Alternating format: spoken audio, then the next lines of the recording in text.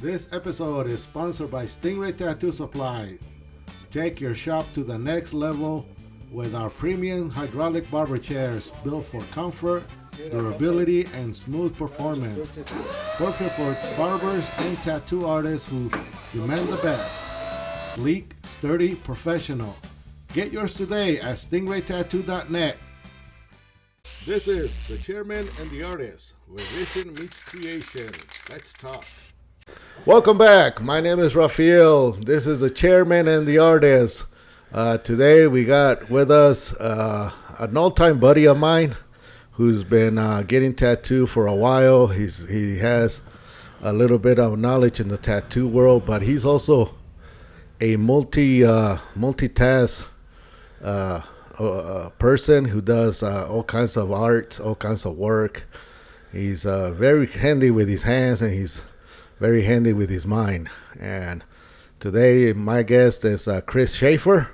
Thank you. Thanks Kris for having Shaffer, me, man. and he's also a blacksmith. He's a blacksmith. You know, I always see his stuff on Instagram and on Instagram, Facebook. Both, but both. yeah, I'm kind of a hobby blacksmth now. I don't do it a lot too much anymore. You got an Instagram? Yeah. Plug it in your Instagram. I think it's If not, we'll look it up. I think it's and then we'll put it down there. punky_forge. Oh, you still using the pumpkin? Yeah. Well, my touch mark on my stuff, if you see it, I actually have a steel touch mark. It's a jack-o'-lantern. Oh yeah. That's fucking cool. So that's your little. Yeah, that's my sign. Your trademark. Yeah. Me and Kris go back a long ways, and this is a good time for us to catch up. I haven't seen this fucker. How many years? Maybe 10 I think years? I ran into you for a minute over at that body shop where you're having their chairs welded before you start welding them on yourself. Yeah. Over there off of, and that was probably close to 10 years ago, though. Yeah. It's been a while. Yeah. But I'm still working on my chairs. I'm still trying to get people to look at my stuff. Hopefully now that the tariffs are way crazy in China, maybe somebody will start looking into an American made. Yeah, American product. made. Well, kind of American. Hey, fucker, let me tell you guys something, just so you guys know. I'm twice American. I am twice American. American by continent and American by country. Yeah. If you want to name it that way. Okay, that's right. America is a continent. Yes, it is. It's not a country. Yes, it is. If you look at when you place your orders, and when you go to click on the country, does it say America or does it say the United States? United States, for sure. The United States. Yeah. So, but if you want to claim American, I'm double that motherfucker. Well, when I used to live in Mexico when I was a little kid, I'd always say, hey, where are you from? And I'm from America. They go, we're from America too, motherfucker. Oh, sorry. Well, yeah, don't you? But then I'd say, I'm from the United States. It says, we're from the United States too, motherfucker. Los Estados Unidos Mexicanos. Yeah, it is crazy how even most people may not even look at a Mexican coin. Yeah. It really says it on the Mexican coin, United States Estados of Mexico. Unidos of Mexico. Absolutely. Which is fucking cool. At least you know both histories. You know a little bit of both sides and stuff like that. Yeah, I love Mexico. Spent a lot of time down there. It is kind of sad that right now the country, we can say Donald Trump or some of this country, because of the cartels, they're looking to make Mexico an enemy. Yeah, instead of making him more of an alliance, And also, I don't know. I think Mexico right now with that new trade Maya that they're gonna do, that new shipping route. Oh yeah. Because if the United States goes into it with China and they cock block the Panama Canal, China's gonna need another route. Yes. And United States has already went down there and claimed again the Panama Canal and shit like that. Yeah, I don't understand why we alienate Mexico. I mean, as far as it's our neighbor. Yeah, We're exactly. neighbors, it's like bro. we don't alienate the Canadians. We should. I have some Canadian neighbors, and they're assholes. No, I'm just kidding. Love you guys. You guys are great. I'm just kidding. No, I love my Canadian neighbors. No, I don't understand it. I know when I go to Mexico, my wife, I take my wife down there and stuff, and I lived down there when I was a little kid, and friendliest human beings. No matter where I was, people would take me in, feed me. they would live in a dirt floor hut. They'd still feed me and cook me a meal. I mean, just amazing people. And I don't understand. I just don't understand how the whole thing works as far as, and I get that illegal immigration it's costly. It went crazy on the fucking the Biden administration. Yeah. They took away the game of sneaking in. Yeah. Come on and just register. Yeah. It's like, what the fuck happened? Yeah. When I snuck in, it was an adventure. Sure. Dun, dun, dun, dun, dun, sure. dun. We also knew if you get caught, you were going to get sent back. Yeah. Now you get caught, asylum or this, it went weak. Yeah. It took away the fun game even for the immigration guys. They were not chasing them. Now they're coming by the flux. They just have to drive them over to the fucking the center and shit like that. It really fucked up the immigration game, It's just crazy too, though, that they got these people. You got these thousands and thousands of illegal aliens literally leeching off the system as far as they're a Medicaid, Medicare, and they treat and I'm not talking Mexicans. No, I understand because but they use the ER as their it's it's a little doctor's office. Mm-hmm. Well, they get a sniffle, they go to the ER, and it's big money. But then you got these really productive people that have been here since they were babies, and your brother, for an example, the guy owned homes, owned cars, owned business, charitable. I mean, the guy gave back to the community, hand over fist. We're put as second class. Yeah, we're put as boom, gone. But yet, this guy was actually contributing massively to the economy, taxes, everything, and he's gone. Well, that's the name of the game when it comes to immigration. If you don't go all the way to securing your immigration status, like I tell a lot of people, a green card, what is called a permanent residence card, that's actually just a probation card that says you can work, but you can't do all this other shit. You can't fuck around with coke. You can't fuck around with prostitution. You can't fuck around with. Fuck fun is that? Well, yeah, but in Nevada, prostitution is legal. Sure. And then you think you got a right to work as a prostitute, and then find out that you broke a federal law. Yeah. You can't join a gang. I don't know about some of that stuff, but sure. If you join a gang, most likely that's a federal crime. Sure. Most people don't understand that just joining a gang, even a local street gang, you're actually going against the federal government when it comes to you being a temporary resident or a permanent resident. Now, in order to secure your residency, you want to become a citizen. And that you have to go down and actually take the test and all that. Yeah, but don't you have to have a green card for X amount of years to even well, that's the thing too. The probation it depends on what country. Like Mexico, I believe it's 10 years. Okay. For Mexican people that come in. If you come from Germany, you can declare in 5 years. In case people didn't know, fucking immigration likes to pick what country gets better. Yeah, that's crazy. And this is shit that I know because my friend married a German, and within 5 years, she's already a citizen. Like, what the fuck happened? Wait a minute. Yeah. And she goes, oh, yeah, for us, it's 5 years. And I said, for us, it's 10 years. Yeah, that's and then right. I know some other Filipino people, and I ask them, and because they're territory of the U.S. or occupation of the U.S., their immigration status is a little different, and stuff like that. But immigration is very complicated. Sure. It's something very complicated that they don't teach it. Yeah. They just piss you off on the news with it. Yeah, I don't know a whole lot about a lot of it. I mean, just from what I deal with, like, friends that have the average person doesn't even know what a green card looks like. Yeah, I've never seen that's the sad part, and it's kind of like one of those unicorns that you hear about, but you never seen it yourself. And I have asked some white folks, "Hey, you guys want to see what a green card looks like?" They're like, "Really? Can I see one?" And I said, "You never seen one?" "No, bro. I'm afraid to ask a Mexican. I'll get my ass kicked." So I'm like, "Why?" Well, they think it's disrespectful with that where they're asking a Chicano, they're asking an illegal, and this and that, and I still have the audacity or the fun stuff of showing them my green card, and they're like, This is what it looks like. I didn't know that was an embarrassment. Meanwhile, I'm like, do you guys really have foreskins? I'm like, well, yeah, fucker. Well, I'm not a Jew. That's a Jewish thing. That's a Jewish thing that the United States decided to adapt to back up the Jewish population and shit like that. But we Mexicans, most of us have still our foreskin. Do you remember that time I brought that? Yeah, fuck. tell them about it. Border Patrol. I don't even remember exactly how I did it. I think, didn't I tell you that?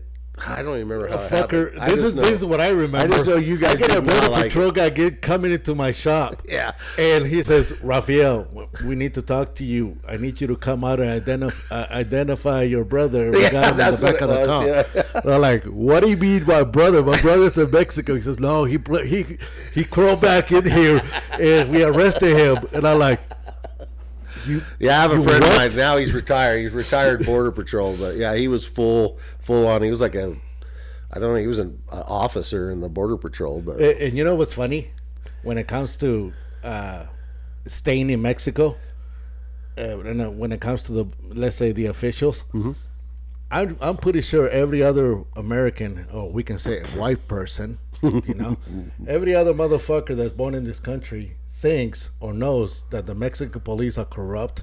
They're corrupt motherfuckers, this and that, or the cartels are so corrupt and corrupting this. But what about immigration?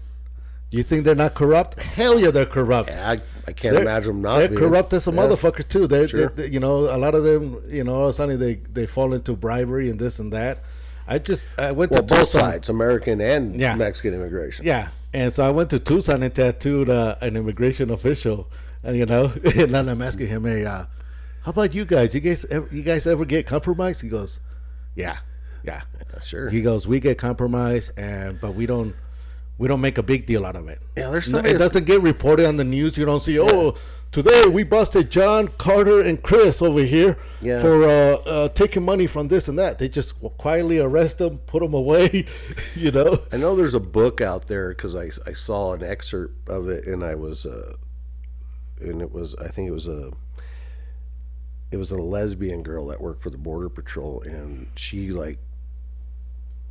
compromised? Yeah, no, she turned in a whole bunch of people. Oh, she found out a leak. She was the snitch. And of course, when I talked to my buddy in the Border Patrol, he's like, she's a fucking liar and all this stuff. Like, well, yeah, whatever. Well, yeah, well, getting into that game, sooner or later, you're gonna be playing for one side or the other. Yeah.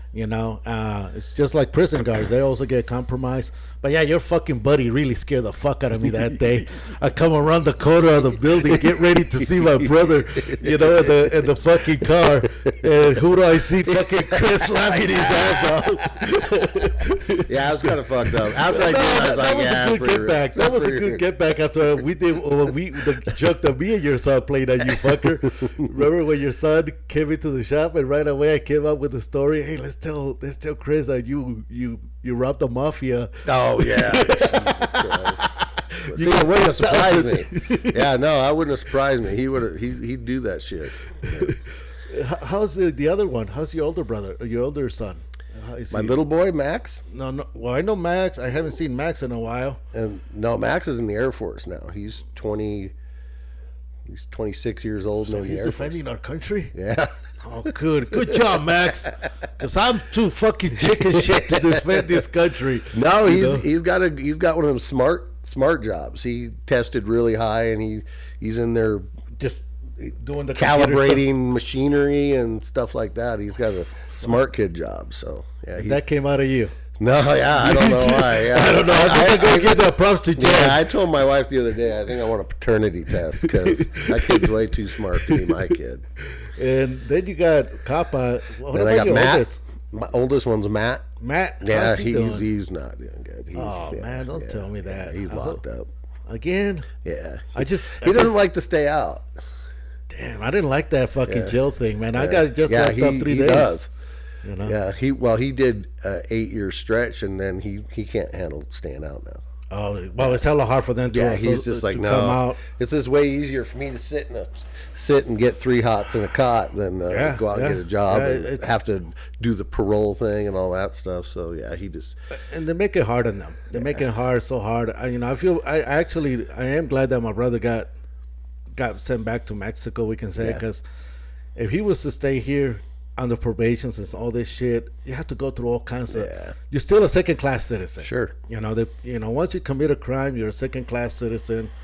They treat you shitty. You don't have the same rights. You can't get jobs. My brother is fucking doing tourism in Mexico, going everywhere. Yeah. He couldn't have been doing that if he's a felon here.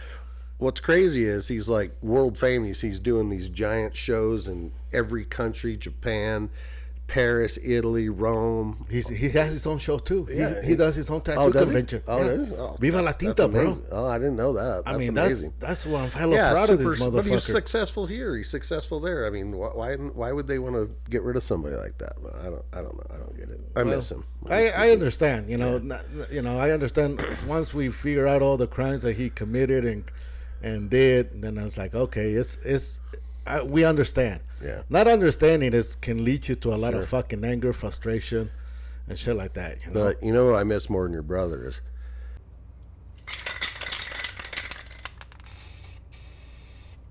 Welcome to Graffiti City, your one-stop shop for graffiti supplies. From spray paint to markers, caps, and merch, we've got it all. Let's get creative. GraffitiCityNV.com. Hey, Melissa. Lucky Chris says hi. you and I remember. You remember Johnny? I don't know if you remember Johnny, Black Johnny, old man. Oh yeah.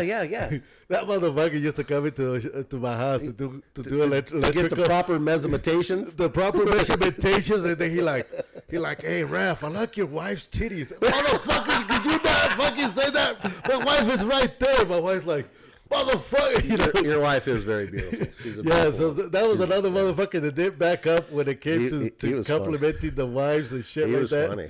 I remember when he was working at the shop, he was putting like ceiling fans in. Yeah. And stuff. I got to get the proper measurementations.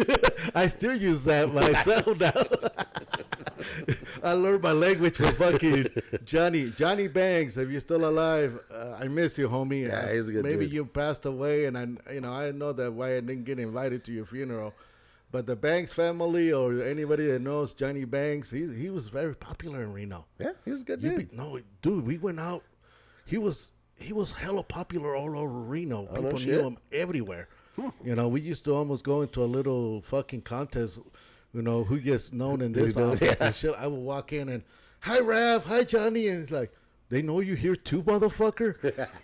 it was hella cool hanging out with that guy. I learned so much from that guy. He taught me everything about electricity and shit like that. Yeah, what's crazy though is like I even look at like you and Junior. Like it's like you guys know all these people that I know, and it's like I had no fucking idea they knew you. And I'm like, I don't even think they have tattoos. And Well, back in the day, it was a secret. yeah, Tattooing was a sure. secret, bro. It's almost like the same thing with weed. I was tattooing a drug dealer who, and I had this other guy who needed weed.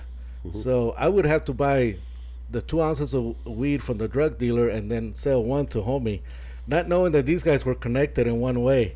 And then later when I found out, it's like, you can get it from homie, right? And he's like, I didn't know he was a dealer. I said, well, no, it's a secret, Well, I remember you guys used to have like judges and Oh, yeah. like big lawyers and stuff that were fully sleeved or complete body suits and stuff. And it was a secret. It was underground. Oh yeah, it was under their this and that. Now yeah, tattooing has fucking become a joke. Yes. It's become it's saturated. Sure. I'm trying to take advantage of it with the chairs and tables, and also I'm figuring out that if I can sell mass production, it's easier than selling one tattoo at a time.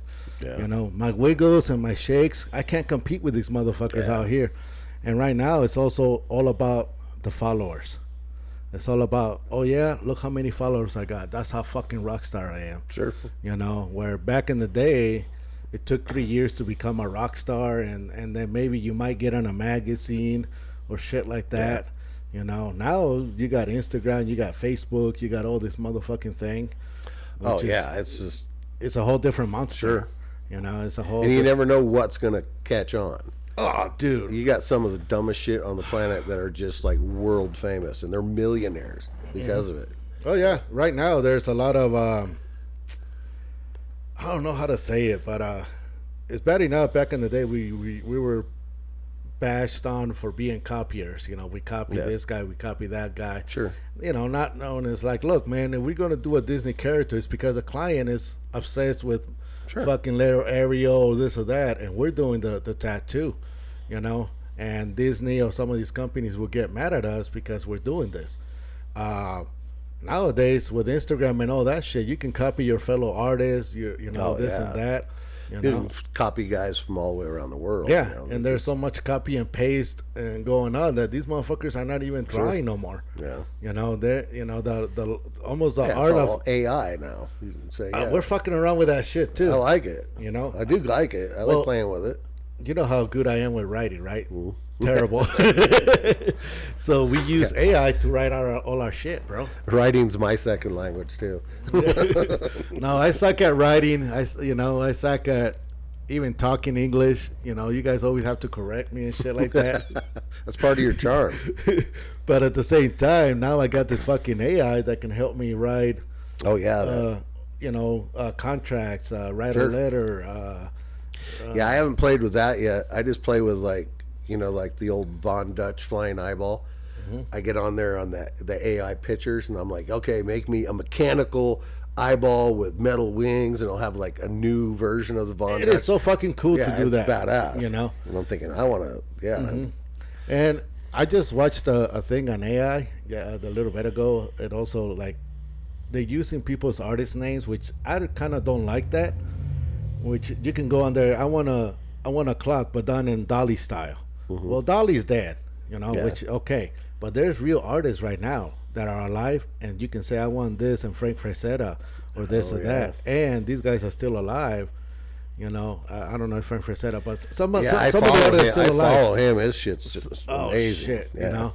And so some of these people, I can see why they're pissed off at AI, because AI is really, you know, what takes them 3 or 4 months to produce this cool ass painting. AI is doing it in 3 seconds. 30 seconds, yeah. And more or less, yeah. Sometimes it's almost copying the same design and shit like that. So I'm confused because I got an AI app, and I started using it just to create shit or get ideas and shit like that. And to tell the truth, it doesn't really give you exactly what you have in mind. It gives you something else. I gotta completely play with it over and over and over again. Oh yeah, you're not gonna get exactly. Yeah, no. You know, and not yet, anyhow. No, not yet. You know, you tell it to do this, and you're like, oh, not exactly what I wanted, but I like that one. Yeah, I like this one, and it does create some badass eye candy. But see, that's where it'll come in handy for you. Like if I see, a lot of times if you ask it to make something, it'll make you 6 versions of it. Well, it's like I like this part of this version, this part of version. That's where you can take those and draw them. I can't draw, so it's like, well, I want it, and it won't do it. So even if you try to tell it, and you got to be good at your instructions. Yeah. How to do this, how to do that, or give it the right verbiage when it comes to the right art form. Yeah. If you don't know the fucking language, you're not going to get exactly what you want, or almost what you want. Oh, I know. I've had to sit there and just play with the words, and then I'll type it out or say it or whatever, and just keep going and going, and then sometimes it will go from you're almost there, then it will go 360 degrees, and it's something completely different. I'm like, how do I get back to where I was and start again? Yeah. You know what we're using AI for? Me and Vaca, when we go do these murals, the client is right there. I want this, this, and that. Vaca goes on AI. Yeah, I want you to draw a stork flying, and I want trees in the background. And then I was like, boom, it gives them an idea. And then the client can kind of see right away, oh shit, this is kind of something. I like this or I don't like that one. It is fucking cool to have that tool, and the fact that we're not doing the Google, grabbing a picture of Google, because we did that one time and we got sued. Oh, yeah, we did that with a Katrina. You know, this Katrina got all over the internet. It was pretty eye candy. Sure. Vaca went and redid the Katrina as a mural on a restaurant. The restaurant got a letter from the artist. We got a letter from the artist. Oh, shit. You motherfuckers, you guys gonna get sued if you don't change that or take it away. And you know how they got a hold of it? They got a knew that we did that. People were going over there and taking pictures with our car and posting it. And then they say, who the fuck? You know, which now we're using AI, so that way we're not infringing on somebody's copyrights and shit like that, you know? Now, when you guys do those big murals like that last one you did, it was like in a mine. It was like where was that at? It was in a homie's bathroom. Really? Was that the mining timbers and stuff? This guy's house. Let me tell you about this guy's house. This guy's in Verdi. We get an invitation to go over to go check out. He wants us to do a mural. So we're thinking, it's going to be outside. We look up his company. He moves heavy equipment and stuff like that. Okay. He's in South Lake Tahoe, and so we go to Casa de Jim. He actually likes Mexico. He's actually has a Mexican green card. So Casa de Jim is badass. We pull up. He's got this wooden guys cutting trees and shit. They're carvings. Yeah, okay. So we walk into the house. He takes us to the bathroom and says, hey, I want a mine design right here on the bathroom. And we're like, do you have anything in mind? He says, yeah. I have this guy. He shows us a picture of what another artist had already kind of designed for him, which in a way we stole this guy's art. So we said, do you want exactly like this, or do you want us to? No, I really like this. I said, all right, then we'll fucking do it, and we told him the price, and he says, okay, no problem. When can you start? Fucking Monday. All right. He says, hey, let me take you around my house. Okay. We decided to go to his back patio. He's got a badass patio with all kinds of antique stuff. He's got a koi pond, and on the side of the koi pond, he's got a little mine shaft. Oh. And I said, all right, that's fucking cool. Is it a real mine shaft? Or little mine shaft, really? a real little mine shaft that he created. Now we feel like we're in Disneyland, a little bit of Disneyland. Then he says, hey, come over here. I'm going to show you something cool, too. All right. We go around the side of his house. And this is in Verdi. We go around the side of his house, and we're walking on a train track. And I'm like, wait a minute, where the fuck this shit come from? You put a train track on your property? Yeah. And then he's got a train cart with a bar inside. And then he's got all this stuff for the election. Like a full-size train car? Yeah, a real train car. That's with badass. Marilyn Monroe paintings inside. It's got a bathroom. This house is fucking badass. He actually rents it for weddings. If you ever want to do a wedding, a quinceañera. So he's got all these Mexican workers out there taking care of his house, and his house is immaculate. It's fucking, you see from the outside, it looks like a big old cabin house. But once you go into the back area, like, this is like almost a little amusement park. So we go to his train. Then he says, Donald Trump was supposed to have dinner with me here at my house. And then his shit got jacked.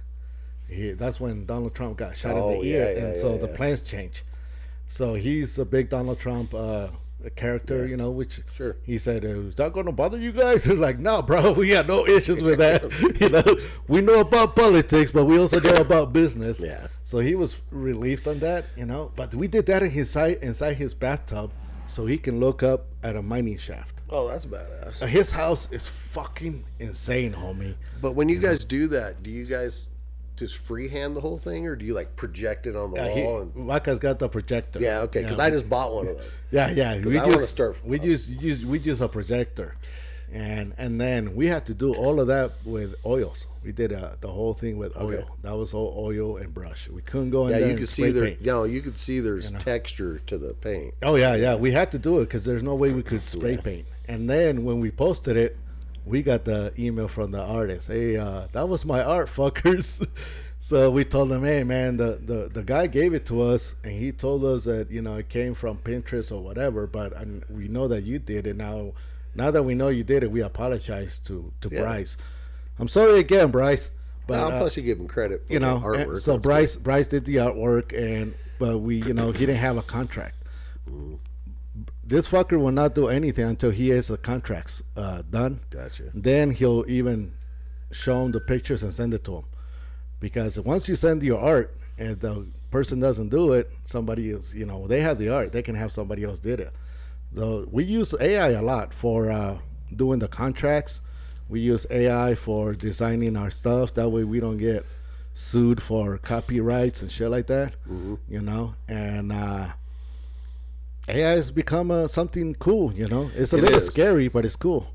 You know? Yeah, I just bought one of those projectors. I haven't used it yet because our house is a mess. We're trying to put it back together. We had a pipe burst about 10 months ago, and our house was wiped out. So we're just now getting it back together. Oh, fuck. In the next couple of weeks, we'll have our house back together. So you had a flood? Yeah, it flooded upstairs, but it went straight down into the ductwork, and just the ductwork just hosed down the entire downstairs and wiped out our kitchen, dining room, living room, everything just gone. Thank God you're a handyman. So no, we got insurance took care of it, and they have that's too much work for me. Oh I'm too man, old. but you did most of your house. I homie. did You're- it. You're but hell of yeah, a I didn't want to do it handyman. again. Damn. So they're doing it. We changed a bunch of stuff around and stuff. But anyhow, we had that mural done by a friend of mine, Mauricio. He's got. I wish I knew his Instagram. I'd tell you, he's a good kid. But I watched how he did it and stuff, and he does a lot of airbrushing and stuff. So I got a hair up my ass, and I bought a bunch of airbrushes, compressor. I got like. Oh, you fucking serious? Well, I haven't done it yet, but I'm ready. I want to just start doing like Von Dutch stuff all over. I have a little gun room upstairs.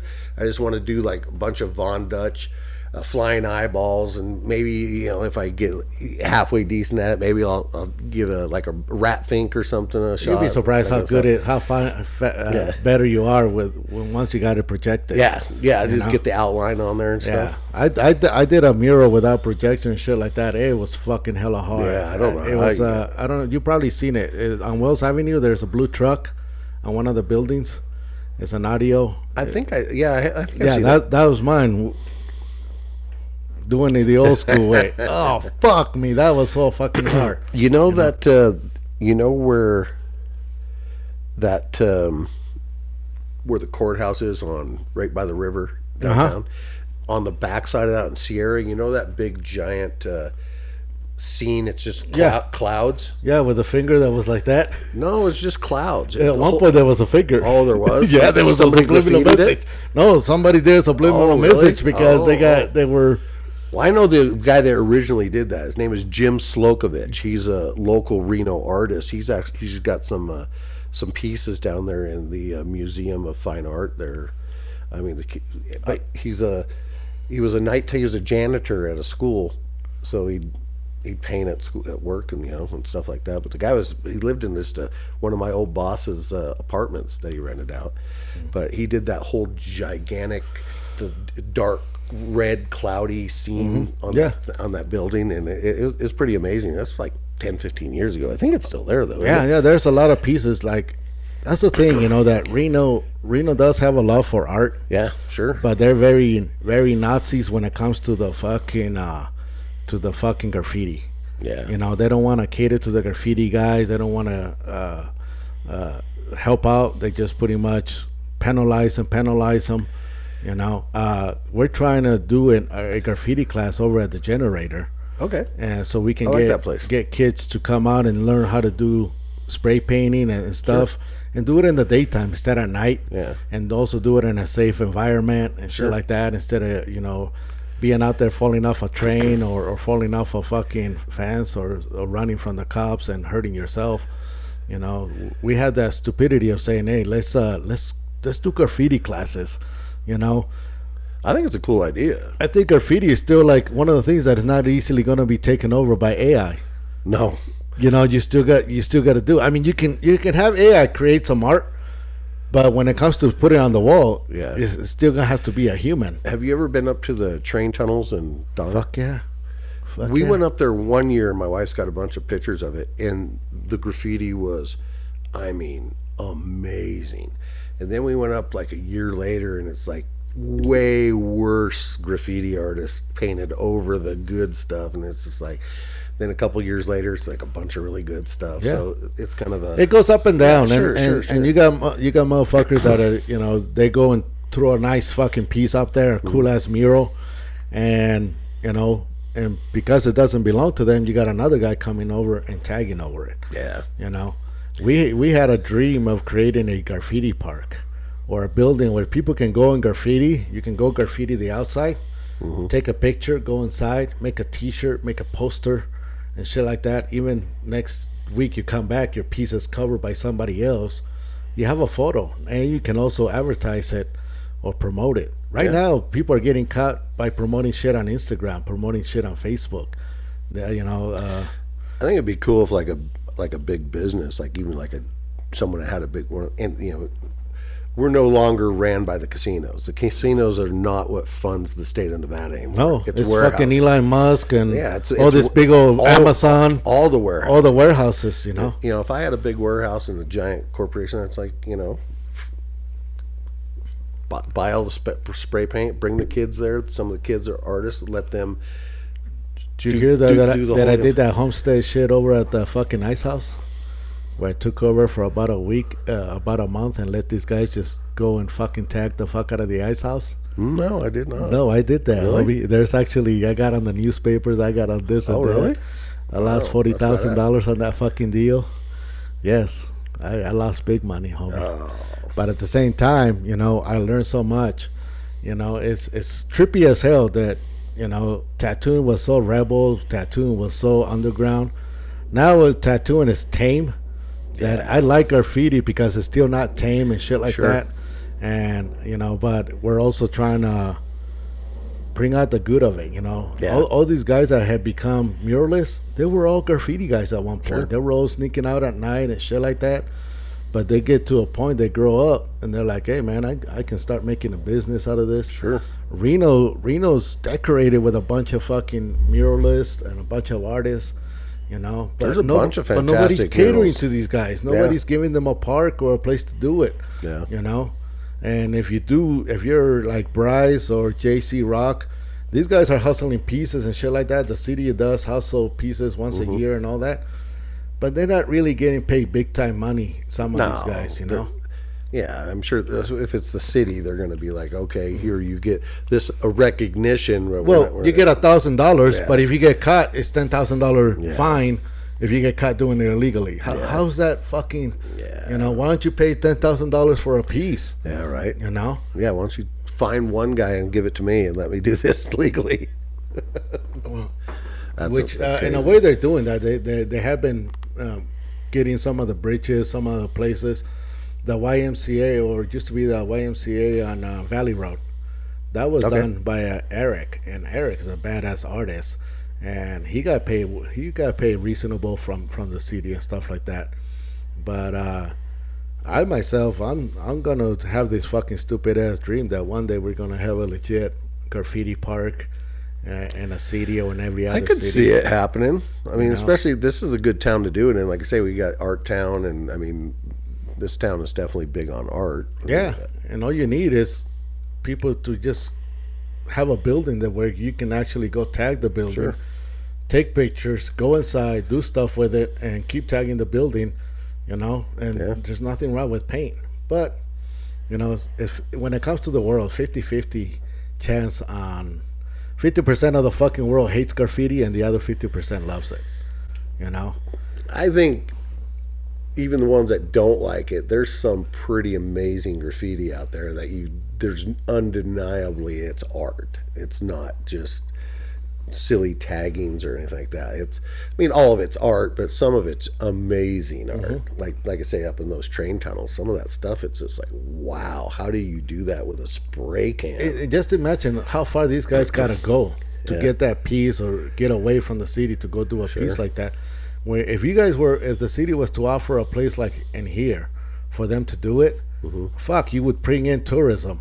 Because that's what people are going up there. They're not going up there to see what the Chinese build on those on that tunnel. 100%. They're going to see the art. Yeah, 100%. You know? That's what they really are. You know, when I heard about the tunnels, I used to also hear about the American flats and shit like that. So that's the reason I'm like, fuck, man, there's money to be made in the graffiti world. Have you ever been to Lehman Caves? Where's that one at? It's in it's natural caves here in Nevada, and it's outside of Baker, Nevada. It's in eastern Nevada, kind of down there by Ely. Fuck, man, I went on that fucking Highway 50 one time, me and Vaca. That is a lonely-ass highway, homie. Yeah, you can fall asleep for an hour, wake up, and still be on that road. Oh, no fuck problem. me, man. That was a one hello. Hey, when we were coming back from Colorado, we went to pick up a check. We're coming back from Colorado. Mhm. Fuck, man. I tell you what, that fucking, my phone starts going off. Turn around, you're going the wrong way. And I'm like, no, I'm going to take Highway 50. No, your phone will try and talk you out of it. Yeah, your phone you're will gonna wake get up. bored and go to sleep. Turn around. This is the best time to turn around. Danger. I couldn't believe how my phone was so fucking scared of the fucking no service area and shit like that. Yeah, it's a horrible drive. It's just boring. I drove it at night. I drove that motherfucker at night. I'd fall asleep. But I was falling asleep. But in those Lehman caves, those caves have been around. They got discovered in the 1800s, and they have the full stalactites, stalagmites, and they have discs that come out of the walls and stuff. And you go down a mile, but you get in this one little stretch of the Lehman caves, and you're like crouched down like this, and you look up, and there's all this graffiti on the ceiling, and it's all done with the soot of a candle. The candle leaves a black soot mark. Uh-huh. These guys are doing art and Bobby Loves Johnny. This was done in the 1800s. So now it's preserved historically because it was done over 50 years ago. They can't touch it. So now you go into these caves and there's actual graffiti from the 1800s. And This CBD-infused cream provides targeted comfort with a zesty, refreshing scent. Find your relief today at ktapothecary.com. Oh, fucking caves. yeah! Graffiti has been here since fucking caveman. yeah, it's pretty cool stuff though. Caves are pretty cool down there. It's a great experience. I would do it. Yeah, I started get familiarized with the Nevada. Mm-hmm. I started watching all these fucking documentaries on all these little tiny towns and all that shit, and they show that Highway 50. Sure. But I want to go back on that one in the daytime so I can really. Yeah, me and my Go do a wife, little we tours. do a lot of exploring Nevada. We take full 1 week vacations and we'll hit little tiny towns like Manhattan, Nevada. We'll go down to Lehman Caves, Cathedral Gorge. I mean, just there's a bunch of burned out old whorehouses out in the middle of nowhere that they haven't been whorehouses in probably 30 years, but the remnants still sit there, and it'll be like, the Angel Saloon or whatever. Be a plane crashed in one down by Beatty. I mean, it's some cool stuff in Nevada to see. Yeah, we just passed through Beatty the other time. Guess what was pulling over cars? The donkeys. Oh, yeah. We saw donkeys pulling over cars, literally blocking the door, blocking the road, and then donkeys would come, and then the car had to pull over, and then they're all sticking their heads. And you're not supposed to feed them. I don't know what the fuck these people would feed anyway, because they got nothing in their. They got nothing in their cars. Yeah, and there's no grocery stores in Beatty, because me and my wife stayed down there, and we went to the candy store there at the truck stop. They got a big candy store. Yeah. We got all these dehydrated apples, and my wife gets out to feed the donkeys, and pretty soon they start getting aggressive with her, and they knocked her down and tried to give her a little struggle snuggle. You know what I mean?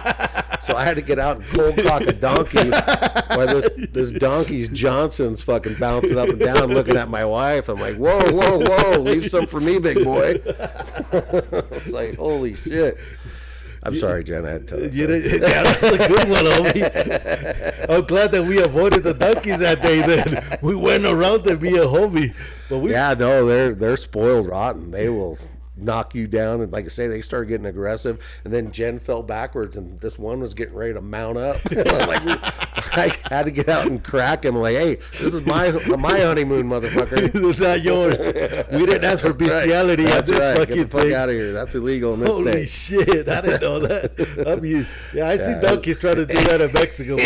We fucked around. Not in that way, but we grew up in a farm with donkeys, so. Yeah. We know about these motherfuckers. You turn around, they'll try and hump you and shit like that. Oh, yeah. When you're like, Well, they're just getting even with you Mexicans, because we all know about Mexican rules. Like I said, I come from a farm, and I'm not going to go into details. I don't want to put anybody in a bad situation. Oh, God, that's funny. But, it's fucking Nevada is a trip. Yeah. I lived here so long that I decided, I need to fucking embrace this desert. I hated the desert for the Yeah, I longest did too. time. I did Cold too. ass fucking place. Yeah, I grew up in Washington State where it's all green and forests, and now I go up there and I get claustrophobic because all the trees kind of. Oh fuck yeah! Especially that it's almost like going to Puerto Vallarta in the jungle. Yeah. When you realize you're in the jungle, you're like, "What the fuck? We're in the jungle. This is fucking crazy." I You know. know. You been there? Yeah, I've Puerto been to Vallarta? Puerto. Yeah, I've been to Puerto Vallarta. Did you go? Did you go to Chico's Paradise, or did you go to where they filmed the Terminator? I was a little kid when I went. I went in like 1978. Oh fuck! Oh, this is before any. You know, when Puerto Vallarta was probably three houses. Yeah, so it was they it barely wasn't a had- big town. Yeah, They no. barely had the front walk or whatever. Well, when I lived in El Pozole de Villonion, which was like 22 kilometers south of Mazatlan, and at the time, in the whole Mazatlan metropolitan area, the only American company that was there. We had no Walmarts, no Home Depots, no anything like that they have down there now. The only American company in the entire city of Mazatlan was Baskin Robbins, 31 flavors. That was it. Now everything's down there, bro. Yeah, we went down there recently. You go down there, you feel like you're in the U.S. Yeah, we went down there You recently. have everything and and it's like anything. Walmart, Home you Depot. go to watch TV. You got all your Netflix. You got all your shit. Yeah. You're just in another country, but you got all the same U.S. brands and everything down there. Yeah, but it's weird when you go to Home Depot down there. You expect to see like Americans hanging out in front because here Yeah. No, it don't work that way. no, you don't have. I want to just sit out there and like hold up a sign. I'll work for really, really a lot of money. Yeah, I come from Leon. Leon grew like a motherfucker. Mm-hmm. It didn't used to have towers. Now Okay. it's got towers. Yeah. It's fucking trippy as hell. All that narco money, it's being used one way or another. I mean, those Mexicans they didn't see Miami and say, we could do that to Guadalajara. Yeah. Guadalajara's got towers like a motherfucker. Oh, that's crazy. Guadalajara used to only have like one or two little towers. Now, fuck, Now big old buildings up the ass, skyscrapers. left and right. Leon has got skyscrapers up the ass. Somehow, It kind of bummed me out when I went down because I just recently, like 2 years ago, we went down to El Pozo de Villonion where I lived. I hadn't been there in 42 years. And we took our neighbors and I told them, hey, guaranteed there's going to be people I know there. He goes, you haven't been there in 42 years. There's no fucking way. I'm like, there were 16 houses there when I lived there. Now there's 40 houses. The only reason there's 40 houses because they had kids and their kids had kids. It's still the same people. So I show up. My house was torn down, but there's a big archway. So I stand in front of the house and I go, okay, my friend Rafael Gamboa lived there. I'm going to go, we'll start there. Now it's a big Pepsi can. The whole building's, a little tienda. It's painted like a Pepsi can. So I walk in, little old lady in there. I'm like, hey, estoy buscando un amigo mío. I'm looking for Rafael Gamboa. And she goes, oh, he's in the shower. he's still around. He still lives there. So They come out, and then pretty soon progressed. all of his sisters showed up. Pretty soon there's 20 people there telling stories about me when I was in Pinche kindergarten. güerito, el Yeah, güerito. yeah. You're Oh, the only güerito there. There's a little girl now. She's a little old lady, but she's telling the story when I was like 10 and she was 5, and I'm drawing pictures of fucking stick figures with dicks, and she's like thinking I'm being creepy. And I'm drawing them peeing. I'm like, I'm trying to go to the bathroom. I don't know how to say where the I'm Where asking the her- baño is. And then she finally gets it, and she shows me where the baño, and now she's laughing about it 40 some years later. Still remembers it, but she was 5 years old. Your first way of communication Yeah. was what do you Drawing call dick it? pics. What's that game that you draw when you Hangman. not Hangman when Pictionary? Oh yeah. You were That's pretty playing much was. Pictionary. Yeah, I draw a stick figure, and I'm like, okay, I draw a wiener, nothing. Then I draw the little dot of it peeing. Then she's like, then I draw a toilet, and I point at the toilet, and she takes me to the bathroom. Yeah, like me when I came first here to Reno, there was hardly any Spanish speaking people or anything like that. So Yeah, it was. in school, I had to kind of try and sign my way or trying to draw something and to communicate with the teacher, because actually I had a little translator, but the translator went back to El Salvador to visit, and then I was just kind of stuck in 4th grade trying to figure out the language, trying to figure out this and that, and it took me about a year to learn the language. You know? Yeah, I was like 10 when I moved down, 9 years old when I moved there. So within 6 months, I was pretty fluent. Same thing here. And I had nobody to speak English to except my grandma. So when you immerse yourself, you're going to learn it. Sooner or later, you got to figure out how to say frijoles, how to say this and that, buenos dias, buenas tardes, you know. Yeah. You start learning all the survival stuff, then you start learning, you know. The fun stuff. The fun stuff and all that shit, you know. You can get political, you can learn. Like, to tell the truth, it's trippy as hell that I had to learn my wildlife biology words by watching Wild Kingdom in Spanish. You know, until, you know, once we had some of the Spanish channels, Discovery in Espanol and this and that. Yeah. You know, that's how I would learn some of these words, because I know the words in English, but I don't know in Spanish. I don't know how to say this word in Spanish, that word in Spanish when it comes to the scientific terms. Sure. You know, well, my Spanish is garbage anymore because I don't hardly ever speak it. You know, I go down to Mexico and it's just like, it's Spanglish, you know. It's every other word is English and they get it. You can still... Yeah, I can communicate. You can still say, ¿cómo se dice esto? ¿Cómo se dice aquella chingadera? Or point it out, you know. I want beer. Well, dame cerveza. Dame 3 cervezas, cabrón.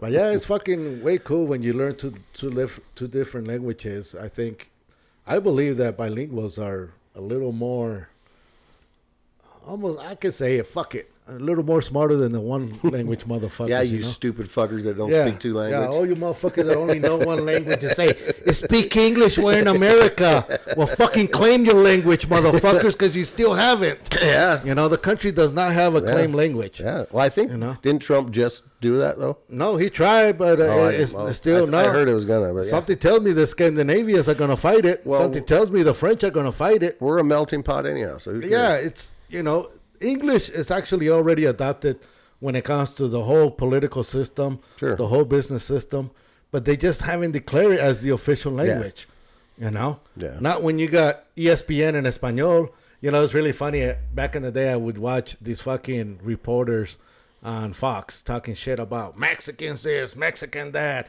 all these fucking Fox motherfuckers that didn't like Mexicans. But then you turn Fox in Espanol, and then they got all this pro-Mexican shit. It's like, you guys know you guys work for fucking Fox. That on one side they bash the Mexicans, on the other side they're catering to the Mexicans. I want to know why every time they dub an American TV show in Spanish, they always make the guy's voice really high. It'll be like Arnold Schwarzenegger will be like, take me to the chopper, and it'll be in Spanish, you know. Well, it's like, what the fuck happened to his voice? Well, back in the day, they didn't have a lot of fucking voiceover voice people. actors, They only had so many voice. You know what? A long time ago, I saw this this movie in Brazil. And this Brazilian movie is from Brazil. So they don't speak Spanish. Yeah. So they dabbed it in Spanish for Mexicans as in Mexico, you know, that I watched this Brazil. And they used for this little black kid, this thick-ass black voice of a black man. And this little kid is talking, and I'm like, what the fuck is... This is so racist, you know? But now we have all this technology when it comes to voiceovers and shit like that. And they try to match the characters and shit like that. Yeah, and it's actually getting pretty good to where you can barely even I don't like the lips. dabs. I still like to, you know, if it's a Korean movie, I'll read the writing. Yeah, I don't read that good. Yeah, well, I'm trying to learn how to read better. Like I gotta get pause every 2 minutes. No, that's a good way for me to practice. It's like, read as fast as you can. Read, okay, he said this, and that. All right. Yeah. I like that. I can't do that. My wife will watch horror movies, like Korean horror movies, because we love horror movies, but she'll watch them in any language. She don't give a shit, and she'll just read the subtitles. Yeah, I like because it shows more the expression of the voice. Yeah, I hate the dab shit. You know, I'm too stupid. You remember back in the back when that channel USA, they used to show all those dab Chinese movies. Oh yeah. I'll kill you, motherfucker! And like, what the fuck, you know? Well, even the Bruce Lee movies, like in the 70s, are like that. Yeah, they were so fucking obvious. Like his mouth would go for 2 minutes and then go, "Fuck you." Now they do match it, you know. They match it pretty well, you know. But like me, I grew up watching cartoons in Spanish. Like I grew up watching Spider-Man in Spanish. Well, how the fuck did Fred Flintstone become Pedro? I don't know. I don't know who named him Pedro. ¿Cómo se llama el otro? Pedro and Barney. I don't know what Barney's name was. Pedro Picapiedras. Pedro Picapiedras. And I don't know what Barney's name was in Spanish. But I was just like, what the Yeah, fuck? I grew up with those guys too. I grew up with the Flintstones. Yeah, The but Flintstones. why did they just call him Frederico or something? I don't know. And you know what? When I first came to this country, you know, we were watching shows like Sanford and Son. Yeah. We were watching shows of I don't know if you remember the George, the little Oh black yeah, guy. Jefferson. The George Jeffersons. Oh, the Jeffersons. Yeah. That was so fucking cool. White against black, just Did talking shit and bringing Did out you ever the watch differences. All in the Family? That's where George Jefferson came from. He was a spin-off show from No, I don't. All in the think it was- Family was Archie Bunker. Oh, Archie Bunker. Yeah, that's that All in the motherfucker. Family. That's where George Jefferson. Oh, sorry. That's where George Jefferson. He was a spin-off of that show. He was okay. Archie Bunker's neighbor, and that's some of the racist shit. I mean, but it was Racist if you're stupid because it's comedy. and it it's was actually But I mean, it was so funny. But It was I mean, funny, but it's also we're coming out of an era. I didn't know it that. was When I immigrated here, I didn't know that. How different the discrimination was in this country versus Mexico. Sure. Mexico is rich against poor. Over there is the wealthy against the poor. Yeah, you got the corn tortillas against the pan bimbos. Yeah. Pinches fresas. Yeah, it's kind of like, and then here you come to this country and it was about colors. It was about race. Sure. And all that. So for me, it was hella hard, a little different to adjust and shit like that, And it's not like when we cross the border, they don't give us a little handbook and say, hey, this is what's been going on in America. The blacks just got their freedom. The blacks just got all this. They just got their civil rights. Their civil rights and shit like that. You can't use these words. Unless you put an A on the end of it. Well, no, I used to get in trouble when I used to even just me telling the homie, hey, can I get the black marker, el lápiz negro, and negro? Oh shit! Next thing you know, I'm being my ass is literally got kicked more than once because I used the word negro. I was just asking, this or that, or even saying, oh, it was a negro, the black kid, and negro. Boom, boom, boom. Oh, fuck me again, It's like it was bullshit, but we don't get a little pamphlet to educate us on what's going on in the history. We walk into a racist situation. Yeah, you got to learn. We walk into a fucking, what do you mean we're not welcome here? That's crazy. We don't like your brownies around here, Well, I grew up in Washington State, and we moved from Washington State to Mexico, and then I moved back to Washington State, and there were still no Mexicans in Washington. There was maybe one or two that worked in the dairy farms way out in the country, but other than that, there was no Hispanics up there at all. You know what's really funny? One time I met this couple coming out from L.A., Chicano area. Well, L.A. is going to be prominent Mexican, prominent proud of Mexicans, prominent Chicano. So this guy is he's Mexican, but he looks white. We can say, he's Mexican, but he looks more white. And they're on their way to north to Washington too. Okay. And he says he comes back and we do another session. He goes, Raph, Washington is fucked up, man. They use the word wetback. They describe the illegals like this and like that. These people you're talking about the illegals like all this shitty way. And I'm like, oh yeah, you come from strong as Chicano, you went to white boyhood, and we there's a lot of immigrants over there picking the apples, picking all the stuff. Well, they didn't even have immigrants up there doing that. My grandpa was out there. Was he? My grandpa was out there. They did on the eastern side. The eastern side of Washington looks just like Nevada. It's hot, high desert, like Walla Walla and all that area. But that's where all the farm agriculture. That's where my grandpa was. Yeah, and that's where there were Latinos. The race that is really heavy in Washington is Russians. Well, yeah, you got probably Russians and Chinese. You got a lot of Asians.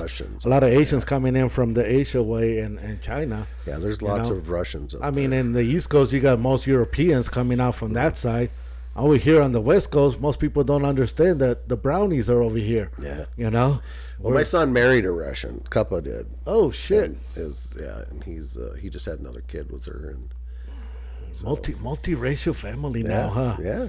You got Russians. Well, I have a sister that's she's got like an eighth black, and she has all of her kids are black. Professional, beautiful human beings. Tell homie to put it all the way in, not 1/8. Yeah, right. That's right. No, so I got a lot of color in my family. I got a lot of nieces, nephews, and that are black and you're Russians. actually also you're Polish, right? From No, Iceland? actually, I did the DNA. You did the DNA. They lied to you. Yeah. This whole time we've been making fun of your 100%. Polish Yeah, ass. I'm not even Polish. I am like Scottish, Irish, English, German. Fucking illegal fucking white people I coming was- into this yeah, country, I am changing their just- names. We're Polish. Yeah. We're not Jewish Yeah, I was or lied to. this. I was lied to. Motherfuckers, and you guys take shit on us for fucking making up names. Well, Cuppa got his name because my grandma told me my dad's name was Ernest Cup, short for Cuppa Kowalski, because he was Polish. And so that's how the whole thing started. Well, I did a DNA check. I find out who my dad is. My dad's name is Dickie Fry, and he's from Baltimore. So You didn't even know who your dad was? no, I just found out like a couple years ago. Are you fucking serious? So yeah, I got a You- couple really cool sisters, a bunch of amazing cousins and stuff, and See, I knew we were good brothers. Homie. I knew we were good. no, I got a whole new family. It's pretty amazing. I got a bunch of sisters. I got a brother, a bunch of really cool cousins that I talk to, and Yeah, I it's married. very I nice. married into a Salvadorian. You know, Yeah. I married into a. No seas cabrón, no. Don't be calling those people that right now. They're good people. I love it. Yeah, you see no, what Abuki is doing? I'm even afraid to go down there now. oh man, I was afraid of the MS. yeah. You know, if I went down there, but I think I could have negotiated with the MS through my tattooing. Oh yeah, You know, but I don't think I can negotiate with the popo. no, You know, and also the fact that the United States here decided to tag me as a gang member. You know, which I never been, but Yeah. and then those two countries they share information. You know, like Buki right now is offering that jail for anybody. You know, Yeah. I didn't expect that because at one time Buki was saying "fuck you" to the U.S. for the U.S. talking shit to Bukele for fucking locking up the people and without kind of due process or whatever. You know, but it's right now that fucker's giving people 30 years in prison just for a tattoo. oh, If you have the MS tattoo Yeah. on you, it's 30 years mandatory. that's you know. crazy. I mean, these poor guys, they were running everywhere to try and get their shit covered up, removed, Sure. cut out, you know. Yeah, I work with a bunch of Salvadorians. We got Salvadorians. Most of the people I work with are. Well, just like anybody, they're good, hardworking people. Oh, yeah, they're, no, they're I don't care where you're you know, from. but it took one gang. I just it like to took make one fun of gang them. that developed here in the Yeah. U.S. and L.A. Yeah, It became a monster down there, sure. and now it's become a big problem. You know. Wasn't it in L.A.? Wasn't it was MS-13? Yeah, MS-13 started in L.A. and it was actually a death metal, a rock and roll group. Oh, really? Yeah, I it didn't started know as a rock and roll group. Oh, wow. These guys, that's where they Yeah. came up with that sign thing. You know, I know because I'm married to a Salvadorian. I tattoo Salvadorians. I tattoo a couple of the MS members back in the day. I didn't know your wife was Salvadorian. Yeah, fuck her. She's from I just know she has really nice boobs. she's from Santana. She's from Santana, El Salvador. No, your wife is beautiful. She never ages. She looks. You know? She's a young girl. She's a beautiful woman. I love And her.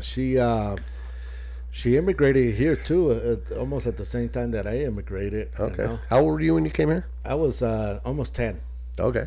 I was almost 10. Yeah, that's about how old I was when I went to Mexico. And I was that was the first time I kind of saw my dad. Mm-hmm. You know, I didn't see my dad till I was almost 10. Before that, I know that he went back to make Indio. Mm-hmm. You know, he went back and made Indio, but I was 4 years old. I was 4 years old, so I couldn't remember that. You know, I couldn't remember my dad, and Sure. you know. And then when my mom and everybody came, you know, there was at one point that I felt abandoned. by my family. But at the same time, we had the greatest time of our lives, we can say, because no mom, no dad, we could do whatever the fuck we want. Yeah, so that was kind of my life when I was growing up. And my grandparents were actually the ones that kind of babysit us and took care of us. But my grandfather was the one that kind of educated me, like, when you go to the north, el norte, era el norte antes. Mira, hijo, cuando te vayas al norte, you'll never be welcome. Just so you get it. You're never going to be welcome, And it's a place that is always going to discriminate against your skin tone. And to this day, I'm still not welcome. I still don't feel welcome. You still feel that way, really? Yeah, it's sad. It's that sad. Is sad. I wish I felt, because I accomplished the citizenship. I accomplished the American dream. I opened my own business. I done this and that. But is it like the politics, the government that makes you feel that way? I think every fucking 4 years we have the fucking immigration issue coming up on the fucking on the ballot and this and that, And the fact also that because of my comment name, you want to go and take a little break? Somebody's calling you. Okay, shut up. So it's hard for me to feel welcome. Every 4 years, people also question me, what about you? Like after my brother was taken away, people would come up, well, what about you? Are you a fucking wetback too? Or are you legal? Are you fucking lying to me like your brother did? You fucking bunch of lying motherfuckers. Really? And I tell them, yeah, I've been lying to everybody since I crossed the border. Yeah. I had to become a fucking liar in order to survive here. I lied to my friends. I lied to everybody. But now that I'm telling you the truth, you don't fucking believe me. Yeah, to me, that's sad. And also, they feel fucking shitty because I lied to them. I think you would feel shitty if you say, you lied to me, Rev? I thought we were buddies. It depends. I mean, if it's something like that, you're trying to survive. That's what I'm saying. We were trying to survive, and we were very cautious of who we let know our secret or not. We don't just let people know, hey, this is my immigration status. No, it really bums me out though that you still feel that way, because everybody knows you. And if I talk about but they all know you, everybody loves you. Oh yeah, I fucking love that guy. So it's just weird that. Well, that's kind of why I'm doing the podcast. It's also to put myself out there. Like, hey, I want to put out my feelings and shit like that. And I accomplished what a lot of people didn't accomplish, or a lot of people. How can I say? For example, I see a reporter from CNN or whatever. And he's going to do this whole report about immigration. And he's going to go and sneak in with a family into the U.S. and see what immigrants have to go through. Hey, motherfucker, why don't you sneak into Russia and give me a report 10 years later? Yeah. Don't be playing this fake-ass immigration shit when you know you're not going to be punished. And you're just making a fucking documentary out of these people and this and that, So to me, it's kind of like, I've been through this. Every 4 years, I still get questioned, and when I cross the borders, I get arrested because of my common name. Dude, I get arrested. I get put in handcuffs every time I cross the border. Melissa got put in handcuffs when she crossed the border with me, and this and that. They treated her like shit. And then you remember Mike, big ass Mike? Yeah. They let him walk, no problem. A big old fucking gigantic fucking gang member too. Yeah. He was an official gang member. They took off the handcuffs. Oh, where are you? Mike Schmidt. No problem. Let's take off your handcuffs. The one that's really, we can say a threat, no. Because he's white, they let him go. But my fucking name, it was a common name. And I didn't know. Now I know. But, dude, it was so fucking stressful for me to go back and forth. Because if I cross by airplane, they take me to a little room. But they won't let me know why. They will not tell me what. And they would just fingerprint me. And then they say, oh, he's clear. Gotcha. Let him go. So it's kind of like, okay, I did all the paperwork. I did everything right. I became a citizen. And I get treated worse than some of these guys. Yeah. Why the fuck do you do that to me? Until no more than 5-10 years ago, I learned the real truth of what it was. Now, I understand. I'm not mad no more. But every 4 years, somebody will ask me, what about you? Are you a wetback? How long you been in this country and shit like that? And it's like, do you work for immigration, Johnny?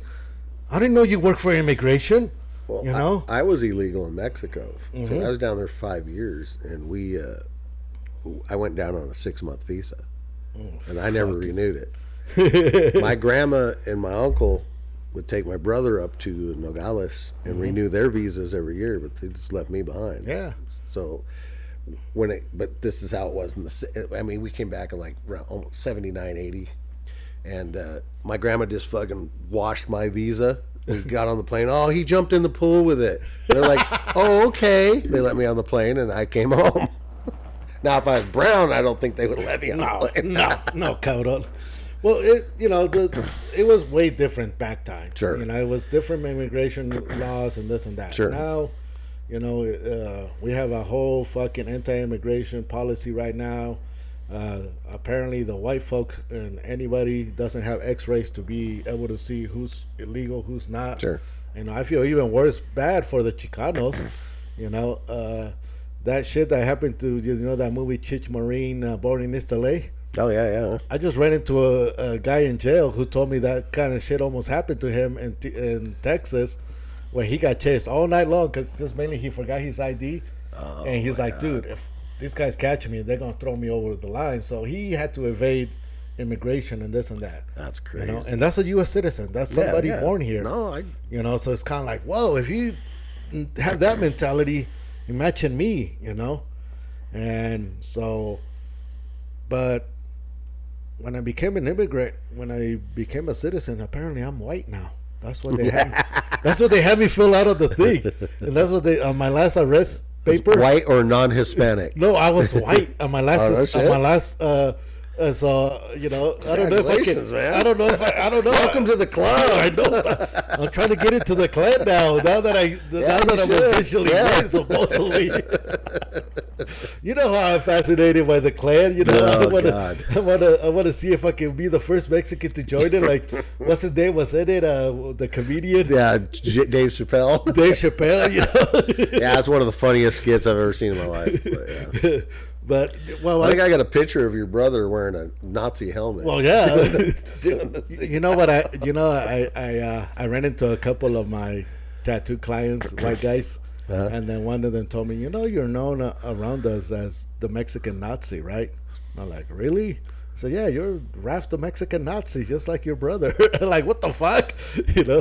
Well, I was doing swastikas. I still do swastikas. I still tattoo swastikas, I'm a fan of the swastika. I'm not a fan of the Nazis or the Nazi party, but I collect old, like, good luck coins from the 1920s before Germany took over the swastika, and old Tibetan Tibetan death beads, which they would have to put around their neck to go on to their. I have a sword that has the 3 swastikas, but it's actually a Tibetan sword. Yeah, see, and shit like that. So a friend of mine has an Apache saddle, and all the way around the edge is just swastikas. Yeah, the post office downtown. Remember, I made my drawing with the eagle. Yeah, that used to have. Well, that was done before World War II. Yeah, that was done by a German architect or something like that. Well, then you have to be German. I mean, I have I almost bought it and I didn't get it, but there's like in the 19-teens, there's Boy Scout medals with swastikas on them. Well, I think you remember that book that we had, Modern Primitives, where it shows all that stuff. And at one point, I remember, the way I started tattooing swastikas, we can say, is I started covering them up first. I would cover up a couple of lawyers, judges, or people that told me, "Yeah, we need to cover this up." And it wasn't just me; it was somebody else too. And then I started covering up a guy who was a boxer, and then I met the friends, and next thing you know, my work, we got along. It wasn't about this or that. So I was really cool to kind of get into their mentality or see why they think that the way they think, or I see their point of view, or would I be pissed off if suddenly I start seeing Koreans in my hometown, which I did when I went back. My hometown is invaded by Koreans. I'm like, what the fuck? Now I know why white boys pissed off at us. I'm tripping out on these motherfuckers. So it was, and it was a way for me to through tattooing, I got to tattoo Mexican gangs, black gangs, white gangs, every other kind of adolescent out there. And I got to see what kind of mentality, or why they're pissed off at this one or that one, or why do you hate this one so much, versus that one and shit like that. And it was a way for me to learn a little bit of human behavior, but at the same time, later I was like, damn, I'm tattooing bona fide motherfuckers that later did some serious time and shit like that. I was pretty fortunate to, like, most of my major tattoo experience was with you guys in your shop. And because I talk to people now, and there's constantly people going, yeah, I want to get this tattoo, but nobody will put it on me. I'm like, what? It's like, I know, like, Kelly back in the day, he had a few things he wouldn't do, but I think if I asked him to, he probably would. Like, some people wouldn't tattoo hands. But no, that was a big taboo. Yeah. That was big taboo, motherfucker. Like right now, the hand is like a fashion show. The face is a fashion show. Even people would ask me, why would you tattoo swastikas? I wasn't allowed to discriminate. Yeah. Anybody that came into that door, we would do tattoos, and why would I discriminate? Yeah. I was doing gang-related tattoos. Gang-related can be very racist too. We can say, Sure. Yeah. I get some people's perspective on it, and I understand, but at the same time, I'm not that way. I don't care. No. For me, I just want to be able to tap into different points of life, and that fucking tattoo chair, I tell people I'm an educated racist. Reason why is because I tattooed all different races and got the education from all different races, what their culture was. I'm not Irish, but I know all the fucking Irish history. Sure. I'm not from India, but I know the Indian history. Sure. I'm not fucking I can't only native, imagine, but I know a lot of the native history that most people, white people, don't know much about the natives. Like, I can ask you when was the last time you went to eat food, a Native American food? There's no such thing, man. They're all fucking and the reservation, and the Americans give them the food. We got Filipino food, we got Mexican food, Chinese food, but we don't have Native American food here. Yeah, no, we don't. And it's so sad when I watch the chronicles about tacos. And seeing that we kept all our dishes, we had still got the tamales, the mole, that's all pre-Hispanic dishes. Here, they took away their menu. That's crazy. We live in Paiute territory, and we don't even know what a Paiute food is like. It is, and I tattoo the Paiutes, I tattoo the natives around here, so I get educated on that. But I know that they're not teaching anything in the schools about the natives. The only education we get is from fucking Kevin Costner or some of these fucking movies, but we're not really getting education about the natives. Sure. I'm blessed that I got the education. I get to tattoo natives from Bishop. I get to tattoo natives from the Pyramid Lake right here. Sure. When was the last time you went into the Indian colony and said, I'm going to go there and have some native food? Yeah, there isn't any. There isn't. You can even fucking Google it. Yeah, no, I believe it. And that to me Trust was me, trippy. I know where every good that was food a is. trippy ass fucking shit to me. And then, when I do ask, Jason or Chris, hey, what's going on? You know any? Why would I learn about those fuckers? We came and took their land. Fuck them.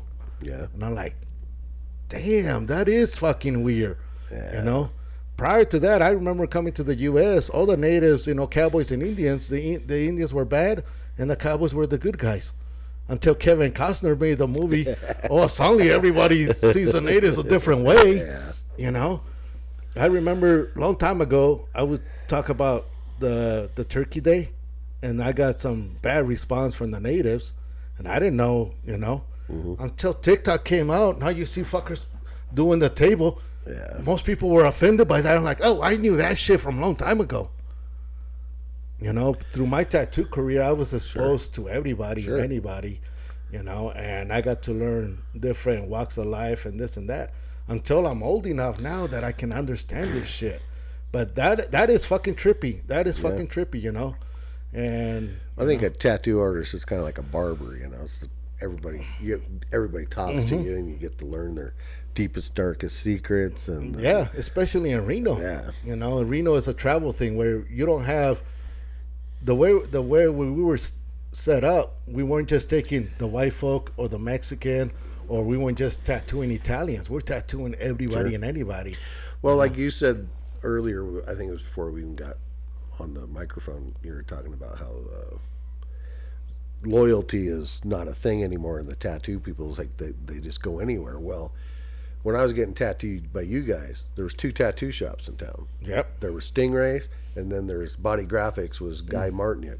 Yep, that was it. And that was it. That was it. And then, slowly more and more shops came out. But, And but now there's also, probably 20, 25, 30 shops in yeah, town. people were very loyal. And also, back in the day, you didn't know what the others were doing. Sure. Now I can sit on my shitter and look through Instagram, and I can see what the competition's doing. Yeah. I can see who's showing their tits, who's fucking floundering this and that and doing the dances. And it's like, this fucker, I never see him tattoo, and all he's doing is fucking this videos for marketing. But there, I don't see no tattoos. All I see is girls. It's kind of like these girls have heavily tattoos, and they're still coming out with tits and ass. It's like, your tattoo should be doing the work. You shouldn't have to do all the dancing and this and that. But the tattoo world is weird. It's became tame. Well, I mean, it's almost corporate America now, just like everything else. Tattoos are mainstream now. I mean, they got like that one place here in town. I don't even remember the name of it, but you guys probably know what it is. But it's the one where it's like a beauty spa. You go in, they numb you, and pussies. Yeah, you know what I'm talking about. That nummy shit is fucking stupid. But why can't you guys do painkillers like back in the day? Yeah. Oxycontin. Yeah. Fucking pass out on my chair. No, it is trippy. Back in the day, we were dealing with the fucking almost people ODing on your chair. Well, I literally went to my doctor. My doctor at the time, he's retired now, so I still won't mention his name, but I would go to my doctor and I go, hey man, I'm getting a really, really big tattoo done here. Fucking Jack. And it really hurts. Can you give me something to take the edge off? And he'd give me a prescription for oxycodone. So I'd knock down a couple oxy with a because chocolate is supposed to be the natural painkiller. So I drink a big old thing of chocolate milk and a couple oxycodones. I'm like, okay. Everybody was, that's what we dealt with in the past. It's still the same now, but they're doing it with the plastic. They're doing it with the cream. I'm gonna edit Mr. All the other shit out, so we don't make so much fun of them. Okay, yeah, you might want to edit that. Yeah, back in the 90s, we were allowed to use words like that. Now you can't. Yeah, now you can't. We have to become political correct. That's stupid. Hey, when we were coming back from Vegas, we actually saw some fucking crazy ass lights and shit. And I think what finally got me arrested when I told the lady, "Look, I was tripping on the lights." All right, come on, I had enough of you. Oh my god. Yeah, but fucking tattooing has really changed when it comes to the copy and paste. I don't know if anybody draws anymore.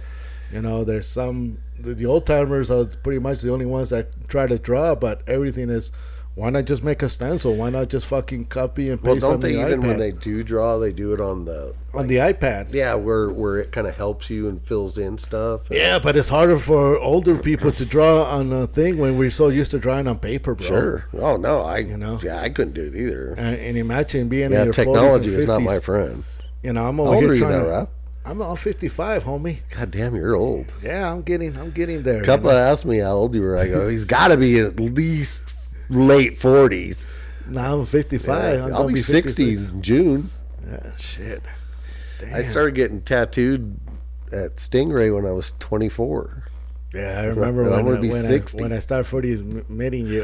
The first time I met you, you were getting the Batman.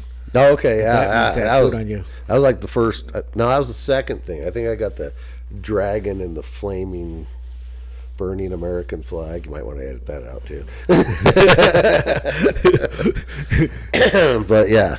Well, yeah, when we were getting tattooed by Kelly Kelly was political and this and that, and you know, we were allowed to do such things like that. Sure. You know, you can. You can show off your American flag being on fire. Yeah. It's normal. You know, you're an American. You should. Well, should that was my stance then. freedom. It still is my stance. But to be honest with you, most people see it. They just think it's flames and a flag. They don't put the two together. Well, That's they a burning don't American. see that right now. They just see the art. They don't see. Back in the day, we were political.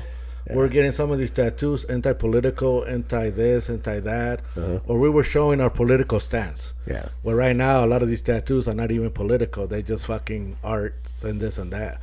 You know, I remember. I don't know if you remember Tim. Yeah. He had Tim Margaret Thatcher, Jesus stepping on Margaret Thatcher on his back. Yeah. I was gonna get this is might want to edit this out. Thought I changed my mind on that. I was in a very rebellious stage of my life. there was rebellion. There was a lot of meaning behind some of these pieces. Now, I don't know if anybody has the balls to put that shit out there like these guys were doing it back in the day. Yeah, You know? and I've got I'm sure you can relate. I mean, when you get a little older, you just Well, you change your mind. I have. well, yeah, you do, and you just don't want to be that rebel asshole all the time. You know, Yeah, it's just yeah. like say now I got a whole new family, I got brothers and sisters and stuff, and I don't want them to. Yeah, it's hella hard Yeah. for me to express my political views and this and that on my kids and my grandkids. So I have to keep that to myself and Sure. shit like that, that thing where I tell people I'm not welcome here, I don't feel welcome. That's just me, and this is not something that I express to my kids, or Sure. they never hear me say shit like that, But How many of your kids are tattooing now? Just no, none of them. None of them? No, my oldest is a teacher. The thought other your one works baby in the was- warehouse. She started, but she didn't No? want to deal with it. And then my youngest one works at Macy's. no. And then I had two granddaughters. That right now they all live with me. We all live together.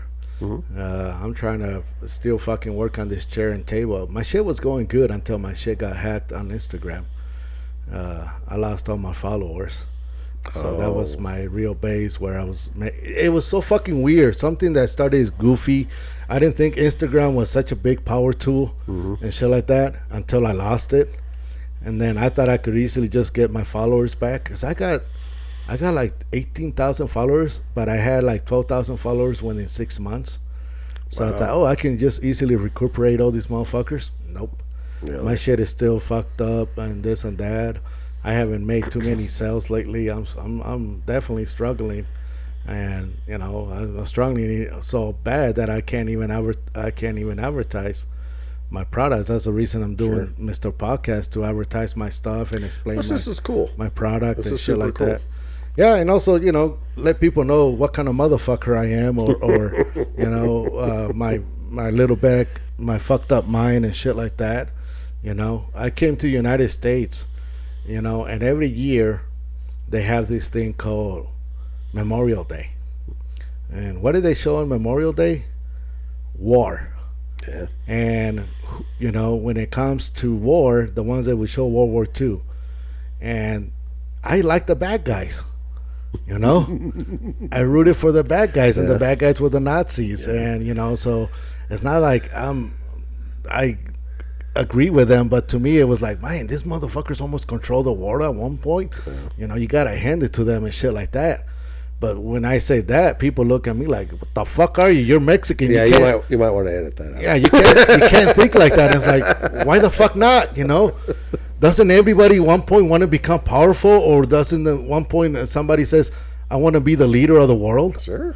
We all have that desire, And I just, how is it that this goofy ass motherfucking looking guy with a weird mustache becomes almost the world leader and shit like that, So, and I wasn't around World War II, so I'm confused and this and that.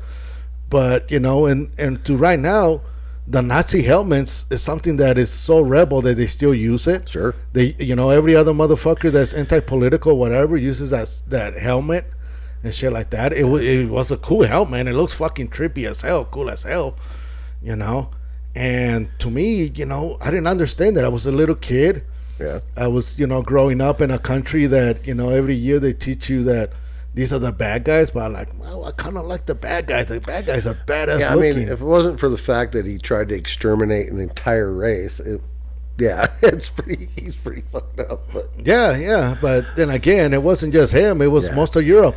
oh yeah, Most of Europe was doing the same thing. Sure. They just used him as an scapegoat. That's the real reality. I mean, I watched. I don't know if you've seen this on Netflix. It's called The Struggle, and it's about an artist. Sounds familiar. It's about an artist who does. This guy's badass artist. You see his shit, you be like, what the fuck? Mm-hmm. And this guy in the movie The Struggle, he explains something that the Russians did to the Polish, and he was Polish. I can't remember his name. Shawalski, I think is the artist's name. This motherfucker says that the Russians went and gathered all the intelligent people of Poland.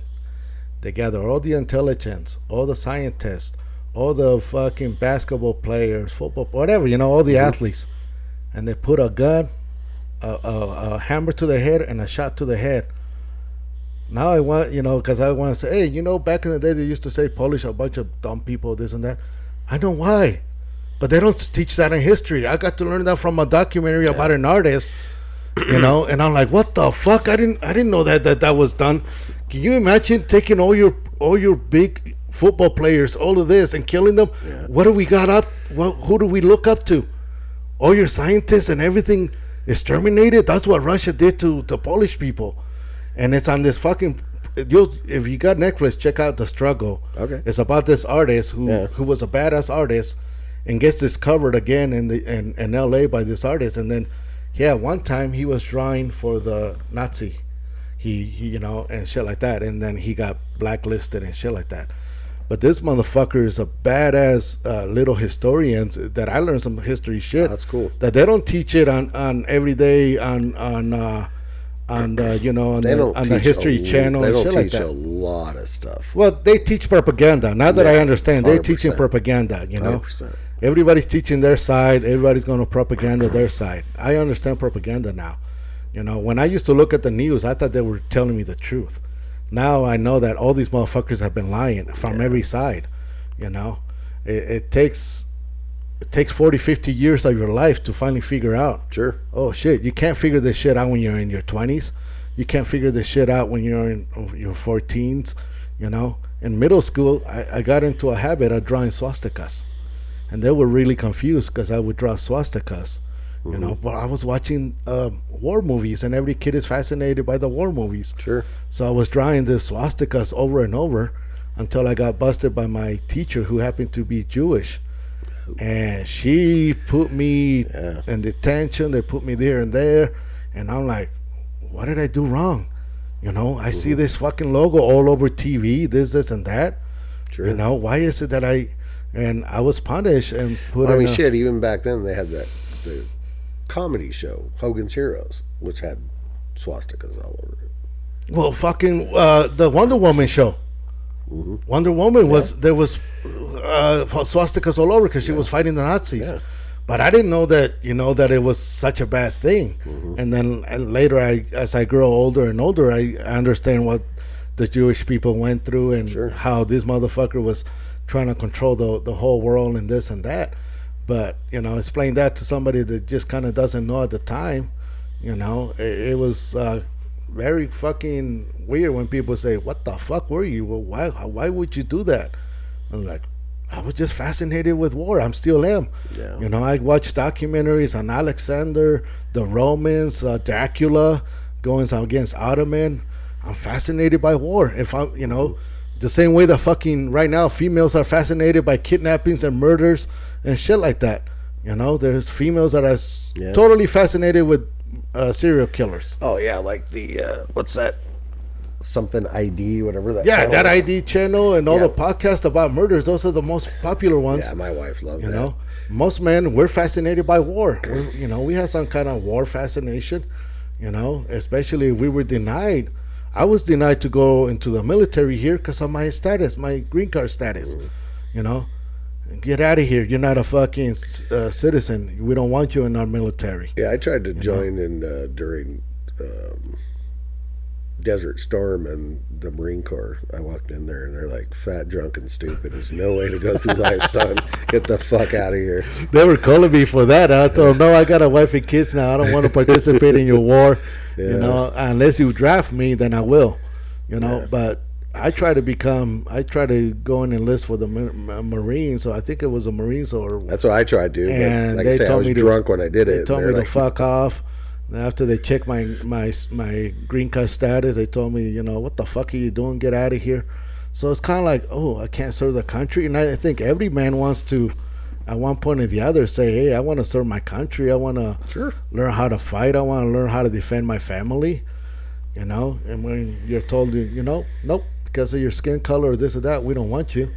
You know, and then you hear the news. Oh, most of the guys in the front are the Mexicans. So most of the guys in the front are the Mexicans and the blacks. I'm like, what the fuck? How come I wouldn't get to go? No, you know?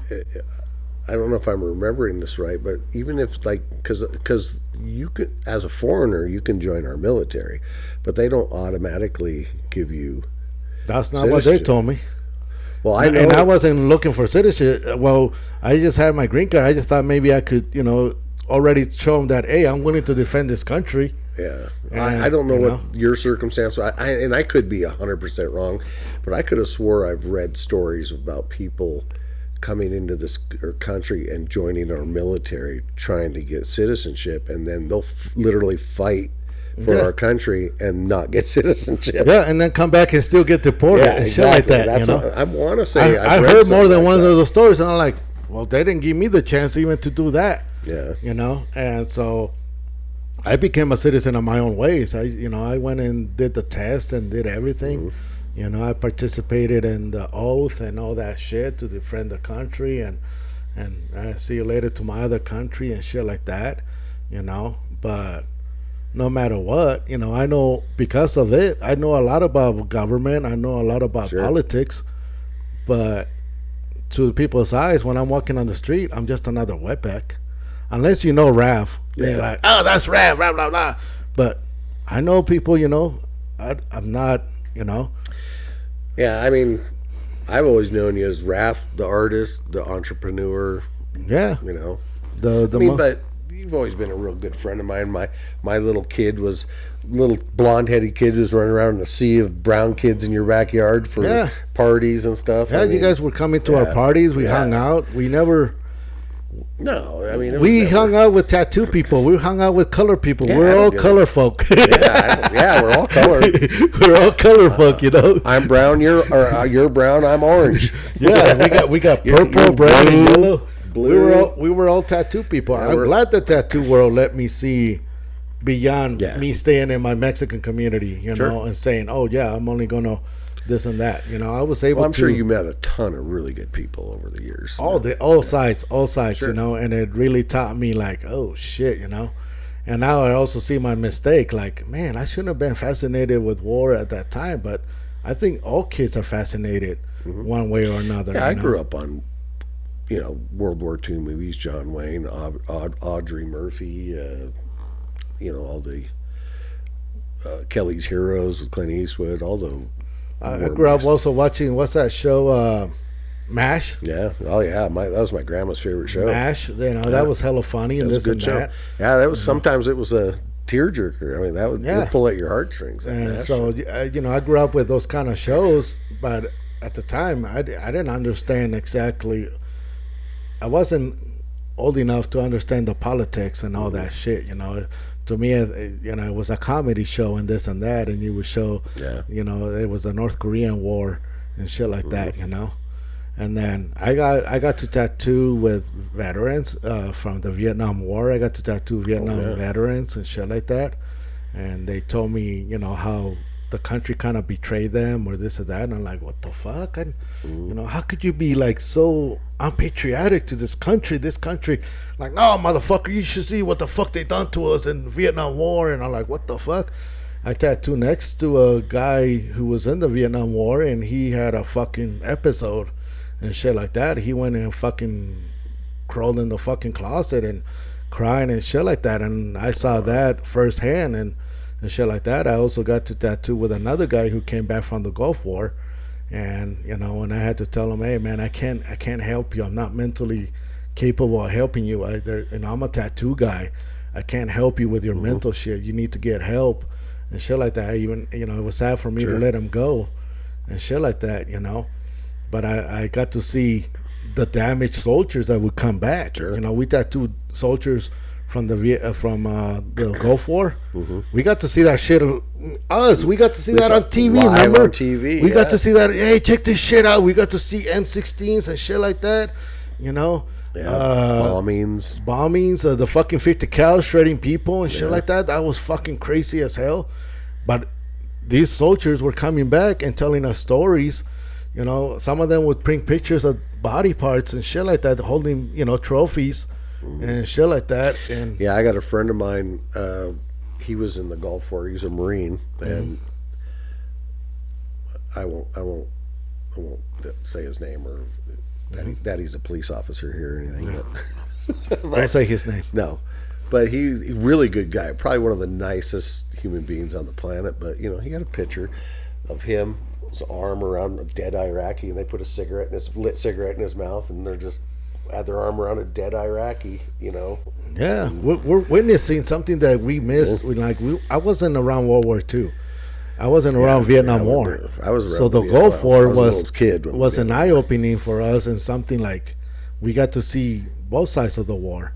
I remember we tattooed quite a bit of vets that were coming back and telling us horrific stories, crazy stories. Some of them were, pretty capable. Didn't you tattoo? I remember a couple amputees coming in there from the war, getting their amputations tattooed or something. Yeah, I mean, dude, we tattoo everybody and anybody. I lost a lot of my memory, fucker. The COVID fucked up my memory. I'm old, so But yeah, we'd. I have a very selective memory. I remember the fun stuff. I don't remember anything I was supposed to. Yeah, well, I try to remember the fun stuff, but I ran into fucking Mr. COVID fucked up my memory.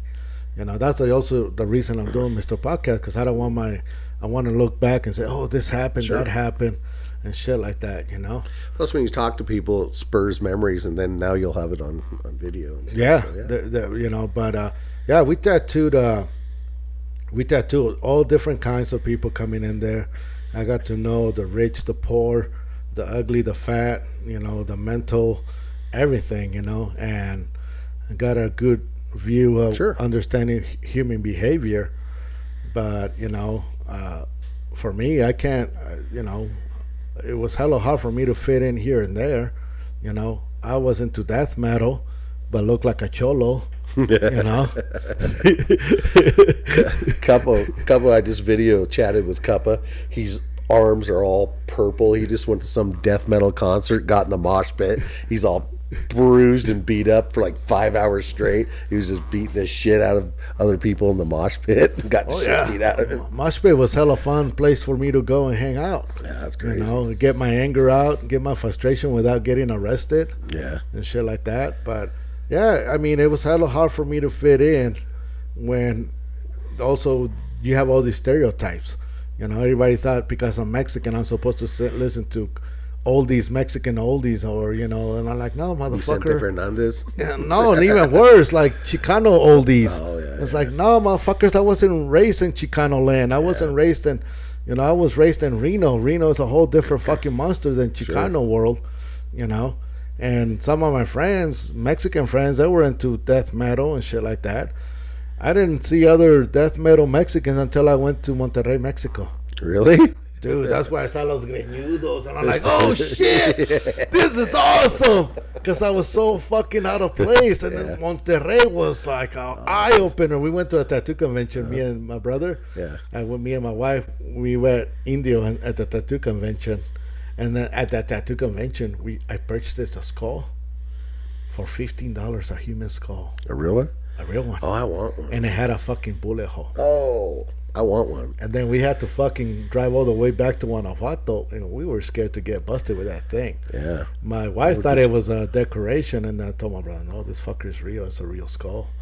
So we had a human skull. We were fascinated with skulls. I like that shit too. We were fascinated with that shit. So Mexico was fucking crazy when it came to getting a hold of artifacts like that and stuff like that, and then on my way back, we were getting checked, me and my wife, for drugs and shit, because we only went for a couple of days. We got harassed by the federales. Every other checkpoint, you stop and you get checked and this and that. And I changed one of the lights on my van because it wasn't working. So I went to the junkyard. Well, the lights don't match. Ahí está el clavo, güey. Ahí está el clavo. They had the dogs on us. They had, it was trippy. And then I was hiding my tattoos because I was afraid. Until I showed them, well, what are you doing over here? Okay, I went to a tattoo convention. I showed them the pamphlet. All right, get the fuck out of here. Actually, tattoos got me out of those fucking little binds. But, this is before, the big crazy shit. But all around that area, cartels activity was very prominent. Like Guanajuato. Guanajuato is the number one murder state in Mexico. Oh, really? We have the biggest body count. Jesus. We're right in the middle of the fucking triangle, and then we had 2 freeways that go through us, Last time I went down there, they had just come in and taken out the mafia that was operating. The other mafia came in and took them out, and so we're like, oh, this is a new guys. Okay, we gotta buy from these new guys, And I know because I gotta go buy weed from these fuckers, I know we belong to a couple expat Facebook groups for mostly Americans that live in Mazatlan, and a lot of people are saying like sometimes it's real heavy. It's like, I wouldn't come down here for a little while right now. The cartel activity is pretty crazy. They're going on beaches and nightclubs, coming up on jet skis and shooting people. Yeah, Mazatlan is a hot spot. I don't know how bad, what's funny though is Mazatlan is like, it's a Mexican tourist town. There's not a lot of white people there. When me and my wife and my neighbors, we went down there a couple of years ago, we were in a beautiful five-star resort, and we were the only white people I saw in that whole resort. Back in the day, you used to hear, the price is right. You're going to win two weekends or a whole week in Mazatlan and Acapulco. Yeah. All those places have become dangerous now. Yeah. Mazatlan used to be a place of, Mexico depended on a lot of that tourism, But I think the narco money is bringing them a lot more money than the tourists can ever bring in, Yeah, it's weird, like the difference between Tijuana and Mazatlan, because I go down to Tijuana here. You still go down there, cabron? Well, my neighbor's daughter lives down there, and we go down there. Do you ever go to the Revolucion? Is it still fun in there? Yeah. I love the Revolucion. We went down the Avenida de Revolucion, and the prostitutes, every door had a prostitute, and they were all facing you could see it for like a mile. I got a picture, and they're all facing one way, that way, and they're standing by the door militant, but they would not let me take a picture of their face. That's fucking crazy. Yeah, fucking Tijuana is a fucking crazy. But in the daytime, it's normal as shit. In the nighttime, it gets shady. Well, that's where the activity starts happening. That's where the trafficking and everything starts happening. Yeah, but in the daytime, it's just a normal little Mexican town. I remember when the first time I went to to Tijuana, it was hell of a big college hangout for all the white kids from San Diego. All the fucking bars had nothing but welcome. Sure. We had a good time there. Next time I go back to Tijuana, we go to a tattoo convention, and by then I'm tattooed. Yeah. And now it's a different fucking thing. You can't come in here. Because of our tattoos, we were not allowed to go into certain restaurants. We were not allowed to eat and that. It was fucking trippy. They hated the tattoo people and Tijuana. So we ended up in this tattoo bar. Full of this bar that allowed all the tattoo people, full of cholos. Me and India like, fuck, bro, should we? Then we went to another one, El Torito, full of fucking greñudo Mexican white guys, but they're all tattooed too.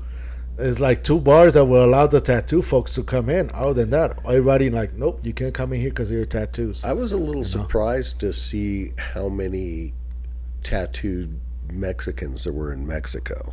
Oh, it blew up over there. Yeah, it blew up like a motherfucker. These are all, Mexicans. They're not United States Mexicans. It blew up in Mexico. Mexico has now supplies. Yeah, we used to smuggle supplies back in the day. Now they got Supplies supplies. and dildos. China's all over. Yeah, supplies and dildos. I remember. So Cuppa just reminded me of a story. When you were tattooing Cuppa and Max was just a little kid, and we were looking for Max, and all of a sudden Max comes running down the hallway. He's got that big dildo you guys had all the piercings in to show you. He's like, woo! He's running around with a dildo in the tattoo shop. He was like 3 years old. He had this big black dildo with piercings in it going, Yahoo! Yeah, we used to have me and my brother open up that sex shop that they owned. Yeah. So I had to smuggle in dildos into Mexico. You know, don't ask me how. He didn't keister them. He didn't keister. How many can you fit in? Yeah, no shit. How many you take? Oh. We got, you know, they opened one thing with like, all this stuff. Oh, bachelor party. There you go. It was all about wording. We had to say that everything was medical for medical purposes. Okay. As soon as you use any word of sex or porn, you're arrested. You're busted. You know, so I had to learn how to take those across the border or how to ship them across the border as medical aid for couples. Well, that was the trick. Originally, that's what the vibrator was made for. It was made in the early or late 1800s, and it was they called the condition for women hysteria, and at first they go to the doctor, and the doctor would manipulate them into orgasm to get rid of their hysteria. Well, the doctors got so tired of it, they invented the vibrator and sent them home with it. Damn! Can you imagine the poor doctors? They're like, oh God, I gotta finish this girl off before I go take care of this kid out here with a toothache. Go finger blast this girl before I go take care of this broken neck. Yeah, we learned about porn and shit like that. Me and my brother, we got to learn all about the toys, and then until he found a Mexican market, then I didn't have to bring him in. Oh, nice. He found a market in Tepito in Mexico. He actually went into Tepito and shit like that, which that's crazy. Do you guys still have the store down there? No, he got rid of it a long time ago. Then Melissa actually kind of opened one up, and then one time somebody came in and tried to rob her, and she said, "Fuck this shit, I'm not doing this." And then she became a tattoo artist, and you know, but fucking, you know, when it came to dildos and shit like that, we were not afraid to sell them or deal with them and shit like that. You know, we know that sex sells, or people needed that. It was pretty cool. You know, it was almost like. You know, you ever seen that movie 8mm? Mm-hmm. You watch that movie, you're like, what the fuck? All this shit is going on in the sex world. This is before computers and shit like that. You know, when you can't just look up, hey, what's going on before all this porn was available. Remember we used to collect porn? Yeah. Had boxes of magazines in the closet. A couple was just telling me the other day, he goes, yeah, I remember when Matt found your porn stash, and he's like, "Cuppa, check this out." He's like, "Oh, what the hell?" Yeah, it was a thing of men who used to collect porn. Now it was a thing, a rite of passage when you found your dad's porn collection. Oh man, but yeah, we got into the porn industry. We got to know a little bit about the fucking nastiness of humans and shit like that. My brother was really surprised, like, dude, this is fucking crazy, you know? Yeah, my wife she's taking a picture or something and sent it to me the other night. She goes, I wish when I just took a picture, it would just go right to your phone. I go, you don't want that shit to happen with me, because you're going to see some fucked up shit. People that didn't know about AirDrop or fucking iCloud, you start taking pictures and shows up on the wife. You're like, what the fuck is this asshole doing? Fucking the whole porn industry has changed and shit like that. The whole tattoo industry is changing like a motherfucker. I mean, I remember I used to hang out at you guys' shop all the time. Even when I wasn't working there or getting tattooed, I'd just swing by and hang out for fucking hours and hours. And it'd be dead. We'd put that fucking electrode shock thing on each other's nuts and fucking shock each other's ball sacks and shit. When they shocked my whole face. Yeah.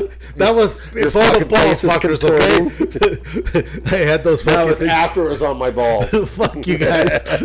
we used a new set. Don't be saying shit like that.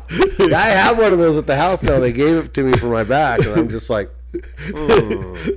Yeah, fucking Mickey was telling that he was putting it at his ass and he would hit it. I fell on my fucking floor and I couldn't get up. Oh, that shit was fucking funny. Having Mickey around, Aaron, Indio, and me. Yeah. We were just fucking nutty motherfuckers when it came to, if you want to find a little boredom, we will find something to do right away. Hey, what about let's tattoo our nutsacks, or let's tattoo our dicks, or let's pierce our dicks? We went on that fucking. Oh yeah, when you guys started putting the fucking beads in your dicks, your fucking dicks look like a fucking gherkin. Well, that was a fun thing, man. We saw a book. Hey, this looks like a fun idea. Let's try this. I figured out how to do that. Yeah, I told my wife, I go, hey, I really like to do this, but I don't want them to see how small my dick is, so I don't got to do it. Yeah, we got to see a lot of small dicks, man. Even mine. Mine is small. When you tattooed it and it swelled up to about this big around, and your wife's like, what the fuck? Yeah, well, one day, I tattooed it. That fucker You was said it weird. stayed swelled for a while. Yeah, well, it's almost like it was like a jelly. It was weird. And then one time, I think Indio broke his dick, and I also broke my dick one time. Well, not broke it, but I fucked up. Were you guys sword fighting or something? No, I fucked up one of my beads, and dude. the bead ripped, and half of my dick was black. Oh, well, okay. That's probably not a bad thing. It wasn't black long. It was just black burn. Did it grow exponentially when it got black? It fucking Quasimodo to one side, fucker. The whole back of Notre Dame. I had to fucking. I felt it when I felt that fucking bead ripped through it. Ooh. I felt that motherfucker. And I'm like, this is gonna fucking hurt tomorrow. I woke up the next day. I'm like, oh shit, this is weird. And then, brothers, hey, bro, check out what I did. Check out my wiener. And then my brother, check out what I did the other day, too. That's funny because when I FaceTime Cuppa, I'll get butt naked, spread my legs, and I'll call him. Are you serious? He answers the phone. He's looking at my asshole. Yeah, fuck that guy. Yeah, I can see why. So then he answers the phone. He goes, oh my God, I'm so glad I came outside. He goes, my mother-in-law's here. I was going to show it to her right off the bat so you'd know she was there and not do anything fucked up. He goes, I'm so glad I came outside. Oh, yeah. See, and then you wonder what kind of sick fucks I ran into. Motherfuckers. Me and Cuppa have always had a wild relationship like that. Yeah, but for Mexicans, I don't think I ever saw my dick's dad. I don't think that was something we wanted to do and shit like that. I just do it because it grosses him out. My brother was freaked out. I don't know. I'm not gonna say which one. But my brother was like, dude, when we didn't bury that day. We took him to a cremation. Mm-hmm. The last thing, they took out the blanket, and my brother's like, dude, I don't want to see my dad's penis. Are you serious? You messed up for that? That's what's happening in your head right now? Yeah. He came out, and the worst thing he kind of said, dude, I didn't want to see my dad's penis, but I got to see what. I was like, really, bro? You got to say that? What the fuck? We were all hurt. My father had just passed away. And my brother comes up with that. I was like, what the fuck? It is trippy, I think it's something that, I don't know, a lot of us, I don't want to ever, I never wanted to hear my parents having sex or talk about sex. The one thing that I did like was my dad would always be slapping my mom's ass, and my mom was like, what the fuck? Cut it out. The kids are here. And one time I told that to a buddy of mine. It's like, you know what I like to see, I got to see my dad being a loving husband and a cool husband. I remember him slapping my mom's ass. He's like, that is so disrespectful. I'm like, what are you talking about? I'd rather see him slapping my mom's ass than beating her up. Yeah, smacking her around. Dude, I don't know what the fuck you tripping on. No, that's me, a healthy relationship. My dad was a horny fucker. We there's 8 of us. There's enough proof, And I believe we have 2 brothers that passed away before we were even, a lot of us. Mm-hmm. My mom told me that we had 2 old brothers that passed away. Do you have any sisters? I got 2 sisters. Do you? Are they here? 2 sisters, yeah. Really? Yeah, I got a sister owns the Mexican store at Mexicano on Rondell. No She's shit. an entrepreneur. An entrepreneur. You know, and my other sister works for Don't you have a cousin that owns Murietas. Murietas? Yeah. Well, dude, we come from family of merchants. We Yeah, come, no, no. When I saw that, Well, I know that because my old boss, when I worked for that construction company for 15 years, his accountant was your cousin. oh yeah, my other cousin, yeah, he was an accountant, And they he both told him, they yeah. both went and opened up the Yeah. restaurant. My two cousins, Yeah, and that's how I found that out. 'Cause and then my boss, you know, in Mexico we have cousins and uncles that have restaurants and businesses and shit like that. That's why when we were over here, I'm like, I'm not going to be a normal worker. I'm going to open up my own business. Sure. You know, seeing my family that there were a bunch of entrepreneurs and also artists. We have a bunch of artists in our family. it's awesome. You know, so we're like, fuck, bro, this is in our blood, and we should not believe the stereotypes. I wish you know? Cuppa would have kept on with it because he was a really good artist. My son, he was a fantastic artist when he was little, and I even tried to get him to come in and apprentice with you guys when he was young. And if he would have, he probably would be making a lot of money and never would have got in trouble like he did. So I wish he would Yeah, have done it. I'm glad that I ran into a tattoo world. I'm glad that I ran into a job that gave me stripper money. You know? Oh fuck, man, Well, I remember you came to me. You're like, "Hey, man, I'm thinking about quitting my real job and just doing this full time."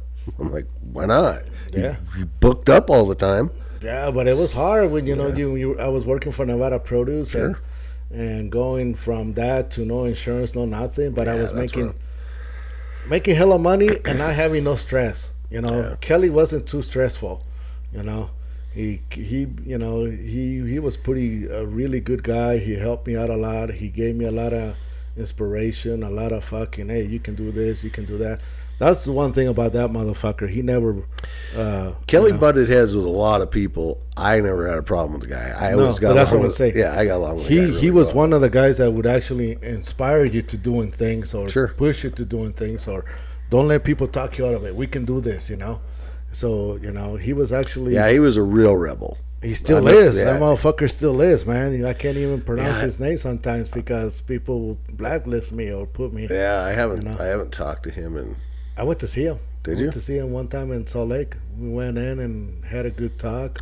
is he still tattooing over there? He was at the time he was trying to thought- move to Colorado to move into the weed business. He wanted to do dabs and do the little cartridges. Him and his kid. You know, I know his kid is had a tattooing. tattoo shop there. Sue was tattooing also, Mm-hmm. you know, but Kelly is he was working on moving into the weed industry. Mm-hmm. I hope he's, you know, I hope you're doing good, bro. I miss you. I haven't seen you in a while. Yeah, I'd love to. Life has I'd been love hard. to see Kelly again. Yeah, I got to, you know, make amends, you know, because you know last time we parted, Yeah, I know you guys. it was ugly. No, we got to hug and you know forgive each other and Nice. shit like that. We moved on, you know. Sorry, bro. Yeah, no, good. You know, but yeah, fucking. When it comes to tattooing, it's changed like a motherfucker. We can never go back to the same era we were back then. You know, the whole fucking. I think probably by now Kelly might have stopped tattooing too. I mean, you get old. It's hard to tattoo your eyesight, your back, your problems. Oh, the back especially, I Yeah. can imagine. And also, you know, trying to fit in with the new generation is hella hard, man. 50-year-old tattooing 20-year-olds, 18-year-olds. Yeah, There's especially not with much relatable. Kelly's disposition. You know, if you said something he didn't agree with, he'd fucking tell you about Oh it. fuck! Not only that, he would twist things around on you real fucking quick. Yeah. You know, I was telling people. I remember that day that you called me. Hey fucker, you better get your ass in here. I'm tired of getting chewed out. Remember? I just remember Kelly would get so fucking mad at people, he'd like fucking take his teeth out, put them in his pocket, get ready to fight. Yeah, people are like, what do you mean take his teeth out? Yeah, his teeth were not real. He lost Mine his aren't either.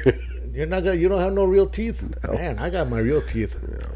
And it's only 2 of them that are crowns. It's those Mexican genes, man. Oh yeah, you know. But yeah, fucking back in the day, it was way different when it came to getting tattooed. Nowadays, I don't know. To me, it's irritating. I still try to do my ways and this and that. And people look at me like I'm some kind of an asshole, which I am. You know, I had a kid come in and, oh, can you do this and that? Fuck no. The fuck's your problem? That's stupid. Let's change it into something better, bro. And this guy is copying somebody else's Instagram tattoo, a custom tattoo, and I told him no. Yeah. Why not? And I was like, dude, you're an asshole, you know. And so I still have a hard time, you know, copying other people's tattoo. Are you still tattooing? Yeah, I know you hard do. time. What shop are you going Tidal to? Way. I don't know where that's at. Right here in Nadi, right here by the McDonald's.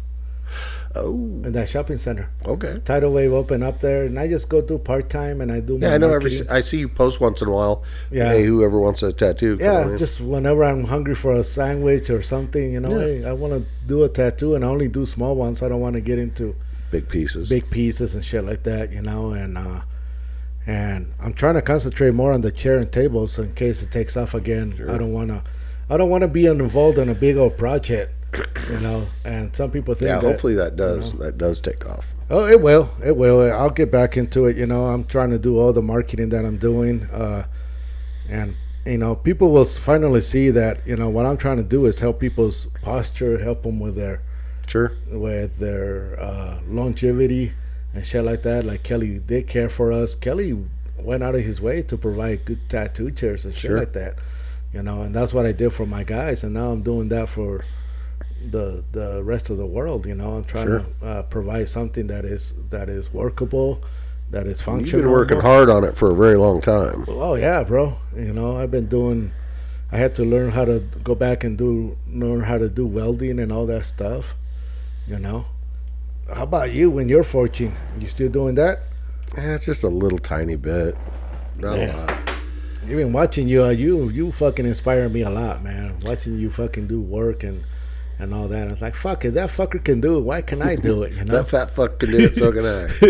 Yeah, no, I haven't, especially, you know, we've been real busy with the house, trying to get the house back together and shit, but I've been trying to get creative, doing, like I say, I want to start airbrushing now. I don't know if I'll be able to be any good at it or anything, but it'll be fun to try. I wish I could help you on that, but I'm terrible airbrushing. Really? When me and Indio, Well, I'm going to do a little bit of both. when me and like, Indio, I would do it so shitty. I mean, he's got that thing, and you know, even with spray paint, I do the easy work, and then Waka comes in and does the cleanup and all that shit. I can't.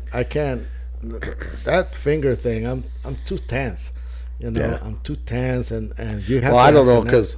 because they got the double action ones. Now you just hold the air on, Uh-huh. and then you just push down when you want the paint to come out. So you just hold the air on all the time. Oh, the other ones was like a little lever. These are double action. Your lever comes back, that turns the air on, then you push down on it, and that's when the paint comes out. So you can just, the air stays on. Oh, okay, yeah. Fucking airbrushing is not something easy to. No, take on, I don't know. you know? I It's like a mini spray can. Yeah, I you haven't know? fucked with it, so I don't know. We'll find out. You'll see pictures of my fucked up creations in my bed, because I've been doing I got my, you know, because Max moved out, so Jen's got her office in one bedroom. I got one bedroom that's, right now it's our all-purpose room, because it's because we don't have a downstairs and stuff like that, so we have the TV in there. It's my gun room. It's my office. It's my computer everything. room. It's everything. It's your now. storage now. But yeah, it's still a lot of storage. So eventually that'll be all cleaned out. And then there's just it's a spare bedroom in my office and my gun cleaning room and stuff. But I'm gonna do all the walls. I'm gonna do a bunch of try to do some old school You'll figure stuff. it out. Yeah, I mean, yeah. It's gonna probably frustrate me a lot, but Fucking Indio knows how to do that shit really good. I I got envy that fucker when it comes to art.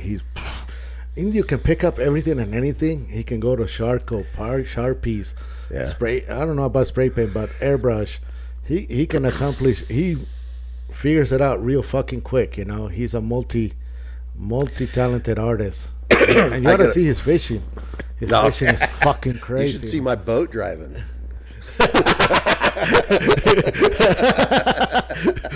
Hey, me and Indio, we go fishing with this fucker. Hey, you know how to drive a boat? Yeah, I know how to drive a boat. We're like, all right, white boy knows how to drive a boat. We should not let the white boy drive the boat, you know? Fucker drives it right into a pontoon boat. Get the fuck out of the way, It's on pendejo. my way. Well, I'm not used to the left and right shit. If I had a steering wheel, I could have done That it. shit was funny as hell. We had just asked you, are you sure you know how to drive this boat? Yeah, I know how to drive this fuck yeah, boat. I can do it. I told her not to. Fake it till you make it, man. We're going to let him do it? Yeah. He's white. He should know how to do it. We were so racist assholes. We You are racist. We just assumed that, you knew how to do that shit. And you ran us right into that pontoon. Luckily, nobody was there to nobody watch. was on it. Yeah. Or nobody was there to watch us or fucking get us for it. We just backed the fuck up and went fishing that day. India was so pissed off at you me and you, because we were constantly moving the boat. Will you stop moving the boats, you fucking assholes? You're scaring the fish.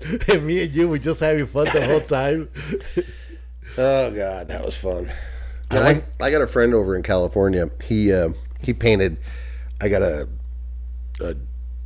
biker vest when I was riding, and he put a rat fink on it. But he put rat fink with a hammer in his hand and an anvil in front of him.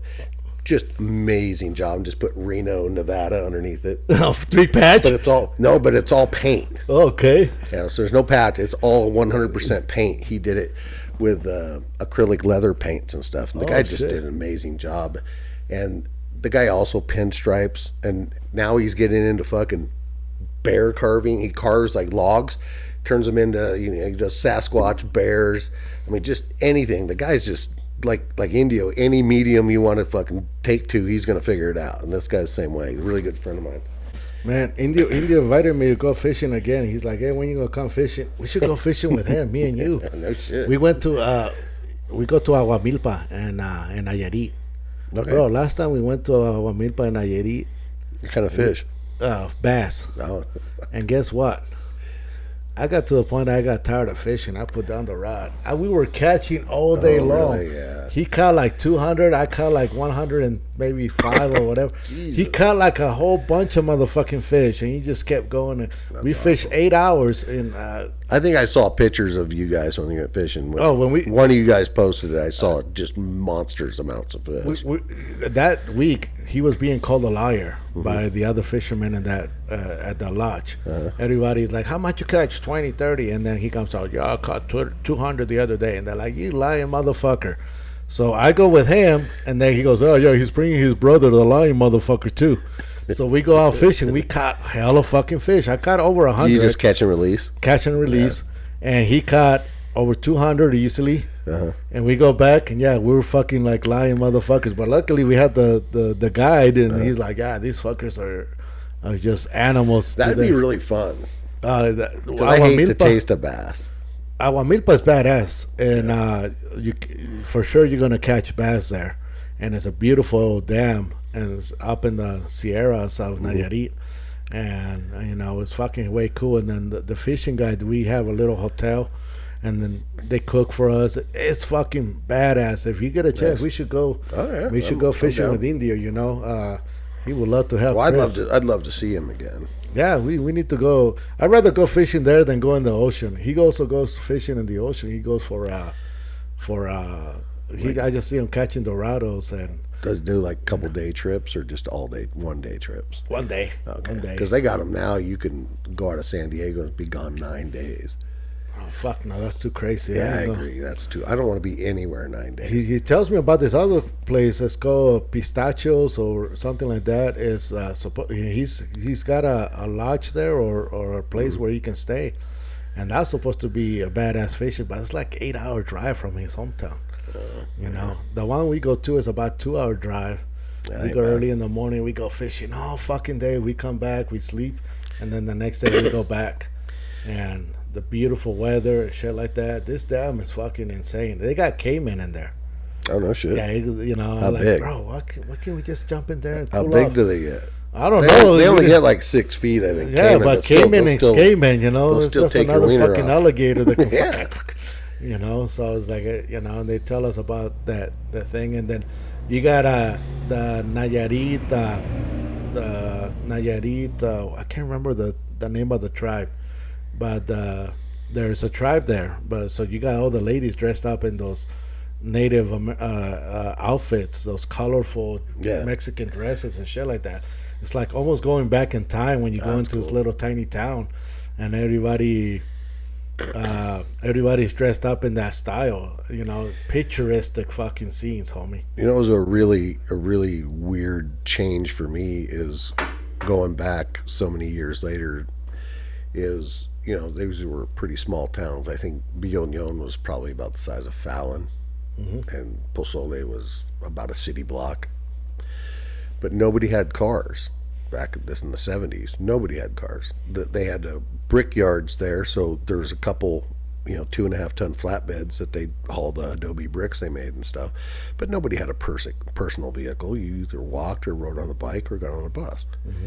And now I go back there, and like the little plazuela in Biognon, it's fucking cars packed everywhere. There's just no place to park anywhere, and it's just we gotta get rid of some of those tourists over there.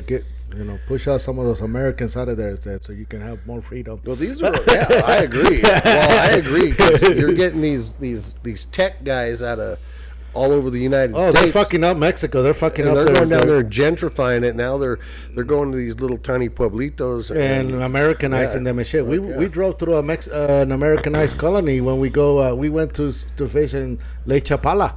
And the whole area is all Americanized neighborhood. I was like, what the fuck? And my brother's like, oh, here is white folk. I'm like, this is a colony of white folk. He said, this is all a colony of white folk, and everybody knows English there, this and that, and it's like, crazy. What the fuck? Especially after the COVID, a lot of people moved down there without tech and shit like that, and they're getting, paid American money and spending Mexican pesos. 20 to 1. That's big fucking difference.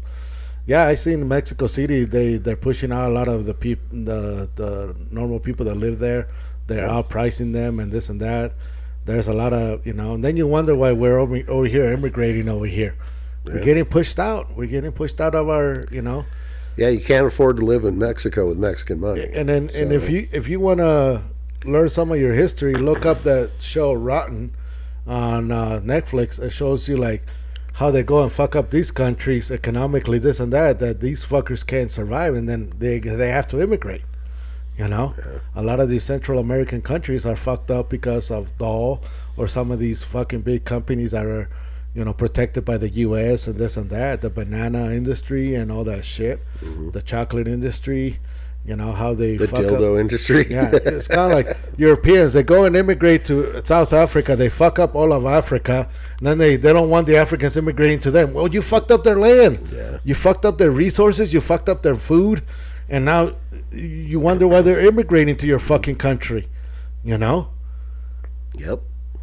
Most of fucking when you look at the history of Europeans going over there and fucking up most of Africa and South America and this and that, somewhere sooner or later we gotta go somewhere to fucking prosper or figure out ourselves. I mean, that happens everywhere. I mean, that's even happening in rural United States. You get these motherfuckers buy 2-acre plot next to a guy that's been farming for 200 years, and then they expect him to fucking shut his farm down because it makes their house smell.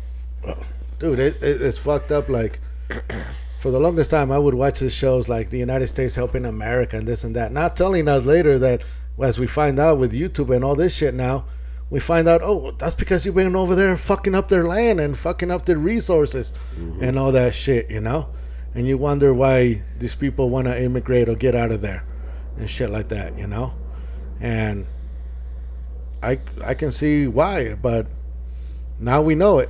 Before, I thought, we were being generous as a country, helping out this country and this and that. And no, it's because we've been raping and then robbing them. We're giving them reparations. Yeah, When I look at the history of shit like that, I'm like, holy shit, I mean, I have a lot of time right now that I do nothing but a lot of fucking documentaries. Nice. I thought I was wacky when I watched that. I've been watching that pyramid shit. That's fucking trippy, Now that pyramid is like, oh, what the fuck? This goes back even more, and for the longest time they've been talking about this shit, It's weird. Now, we're through YouTube, Netflix, and all this shit. We're supposed, think about it with Netflix. Now you're watching movies about Germany and this and that. You're watching about their point of view and shit like that. I've been watching some of the movies of the Germans and shit like that. I've been watching movies about the Russians. Oh, the Russian movies. I don't know if you see. Oh, they're so patriotic. I even want to become Russian after. Dude, I watch some of these fucking Russian movies, and some of the lines that they use on this shit. I'm like, I want to be Russian. What the fuck? They're so fucking. Oh man, you talk about fucking propaganda and shit like that. I've been watching on Prime or stuff like that, and watching all these movies from different countries, and it's hella cool to watch their point of view and not just the biased point of view that we've been taught here. I just don't have time for TV. I work 50 hours a week. I have a lot of time right now. I wish I did. I know. I wish I didn't have time. I wish I had more time to fucking kick ass on my tables and shit, but lately, it's been almost a year since I've been fucking struggling like a motherfucker. Yeah. And this fucking DUI is not going to help anyway. It's going to fucking hinder me more. So, but hopefully, all I need to do is sell 2-3 chairs.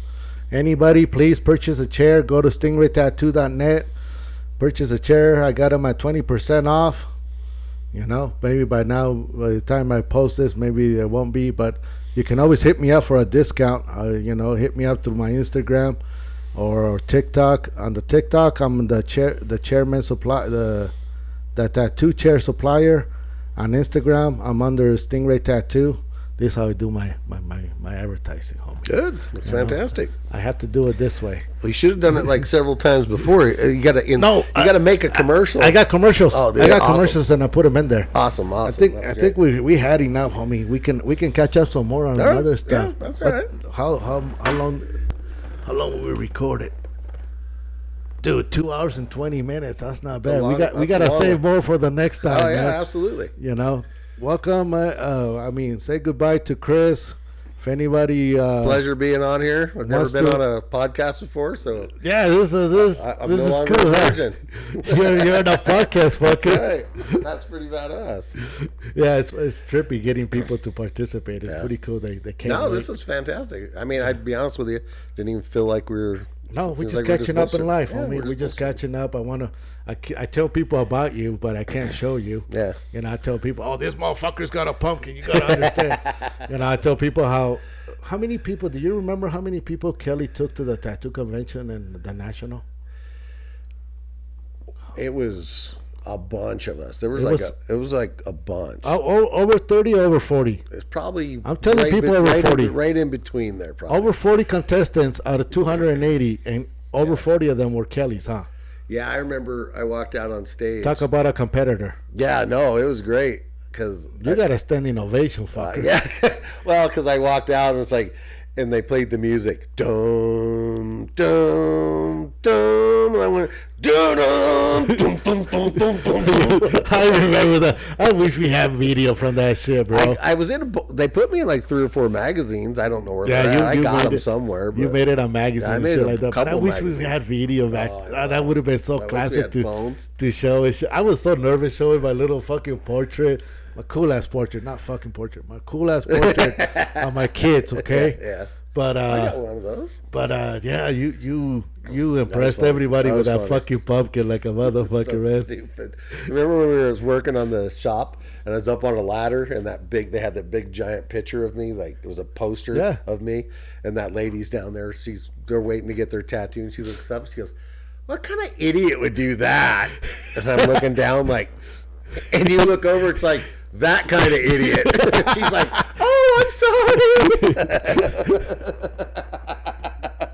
Yeah, that was so funny. People would come in and talk shit about our work, not knowing like these are masterpieces that we done, motherfuckers. But they don't know any better. Like, why would you do that? That is so fucking stupid. It's like, the person is right here. It's funny. That's why I did it. That's why, yeah. Yeah, I called my wife up because we're mapping out my arm. Something on my arm, and he's like, what I've always wanted to do with a guy with a big belly? I always wanted to do a big jack-o'-lantern. I'm like, no shit. He goes, yeah, I'll do it for free. I'm like, really? He goes, yeah. I'm like, hold on. Hey, honey, how do you feel about jack-o'-lanterns? He goes, I love jack-o'-lanterns. Okay.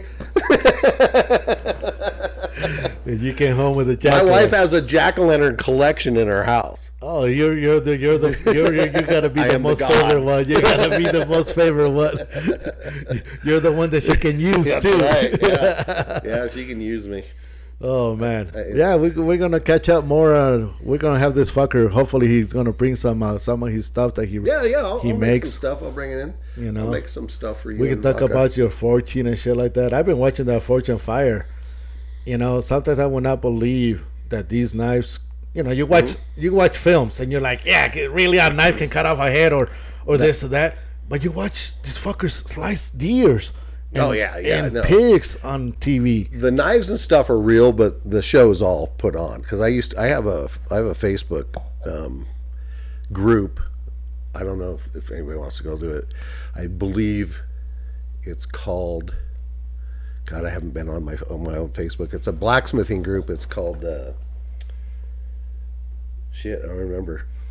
But it's for me. But anyhow, I have like 3,000 or 8,000 members of it. So a lot of the Forge and Fire contestants were in that group, and they tell you who's going to lose ahead of time. Oh, in a way. So it's all. But to me, it's so cool when you got that cool. Makaido guy slicing deers and half pigs, and you think like, oh shit! So a samurai sword does cut a human in half, especially if he doesn't have armor. Yeah. That fucker's going to go through him like no problem. Yeah. You know, you get to understand the importance of armor versus no armor, and how these fucking things would easily just slice your hand. You know, you see, you know, like in Kill Bill, Homegirl going like this, like, yeah, it only takes one, and he's out of commission. That leg is gone. His guts are coming out. Mm-hmm. You're like, what the fuck? That is fucking insane. Watching those swords do that damage. Yeah, like I say, I just tinker around. I make, you know, little trinkets, bottle openers, stuff like that. Hey, no big deal. When you come over to my house, I'll show you my toys that I have. All right, homie. All right, you guys have a nice one. Nice to meet. Hope you guys like Kris. Yes. Hopefully I'll come back sometime. Oh, you will, fucker. All right.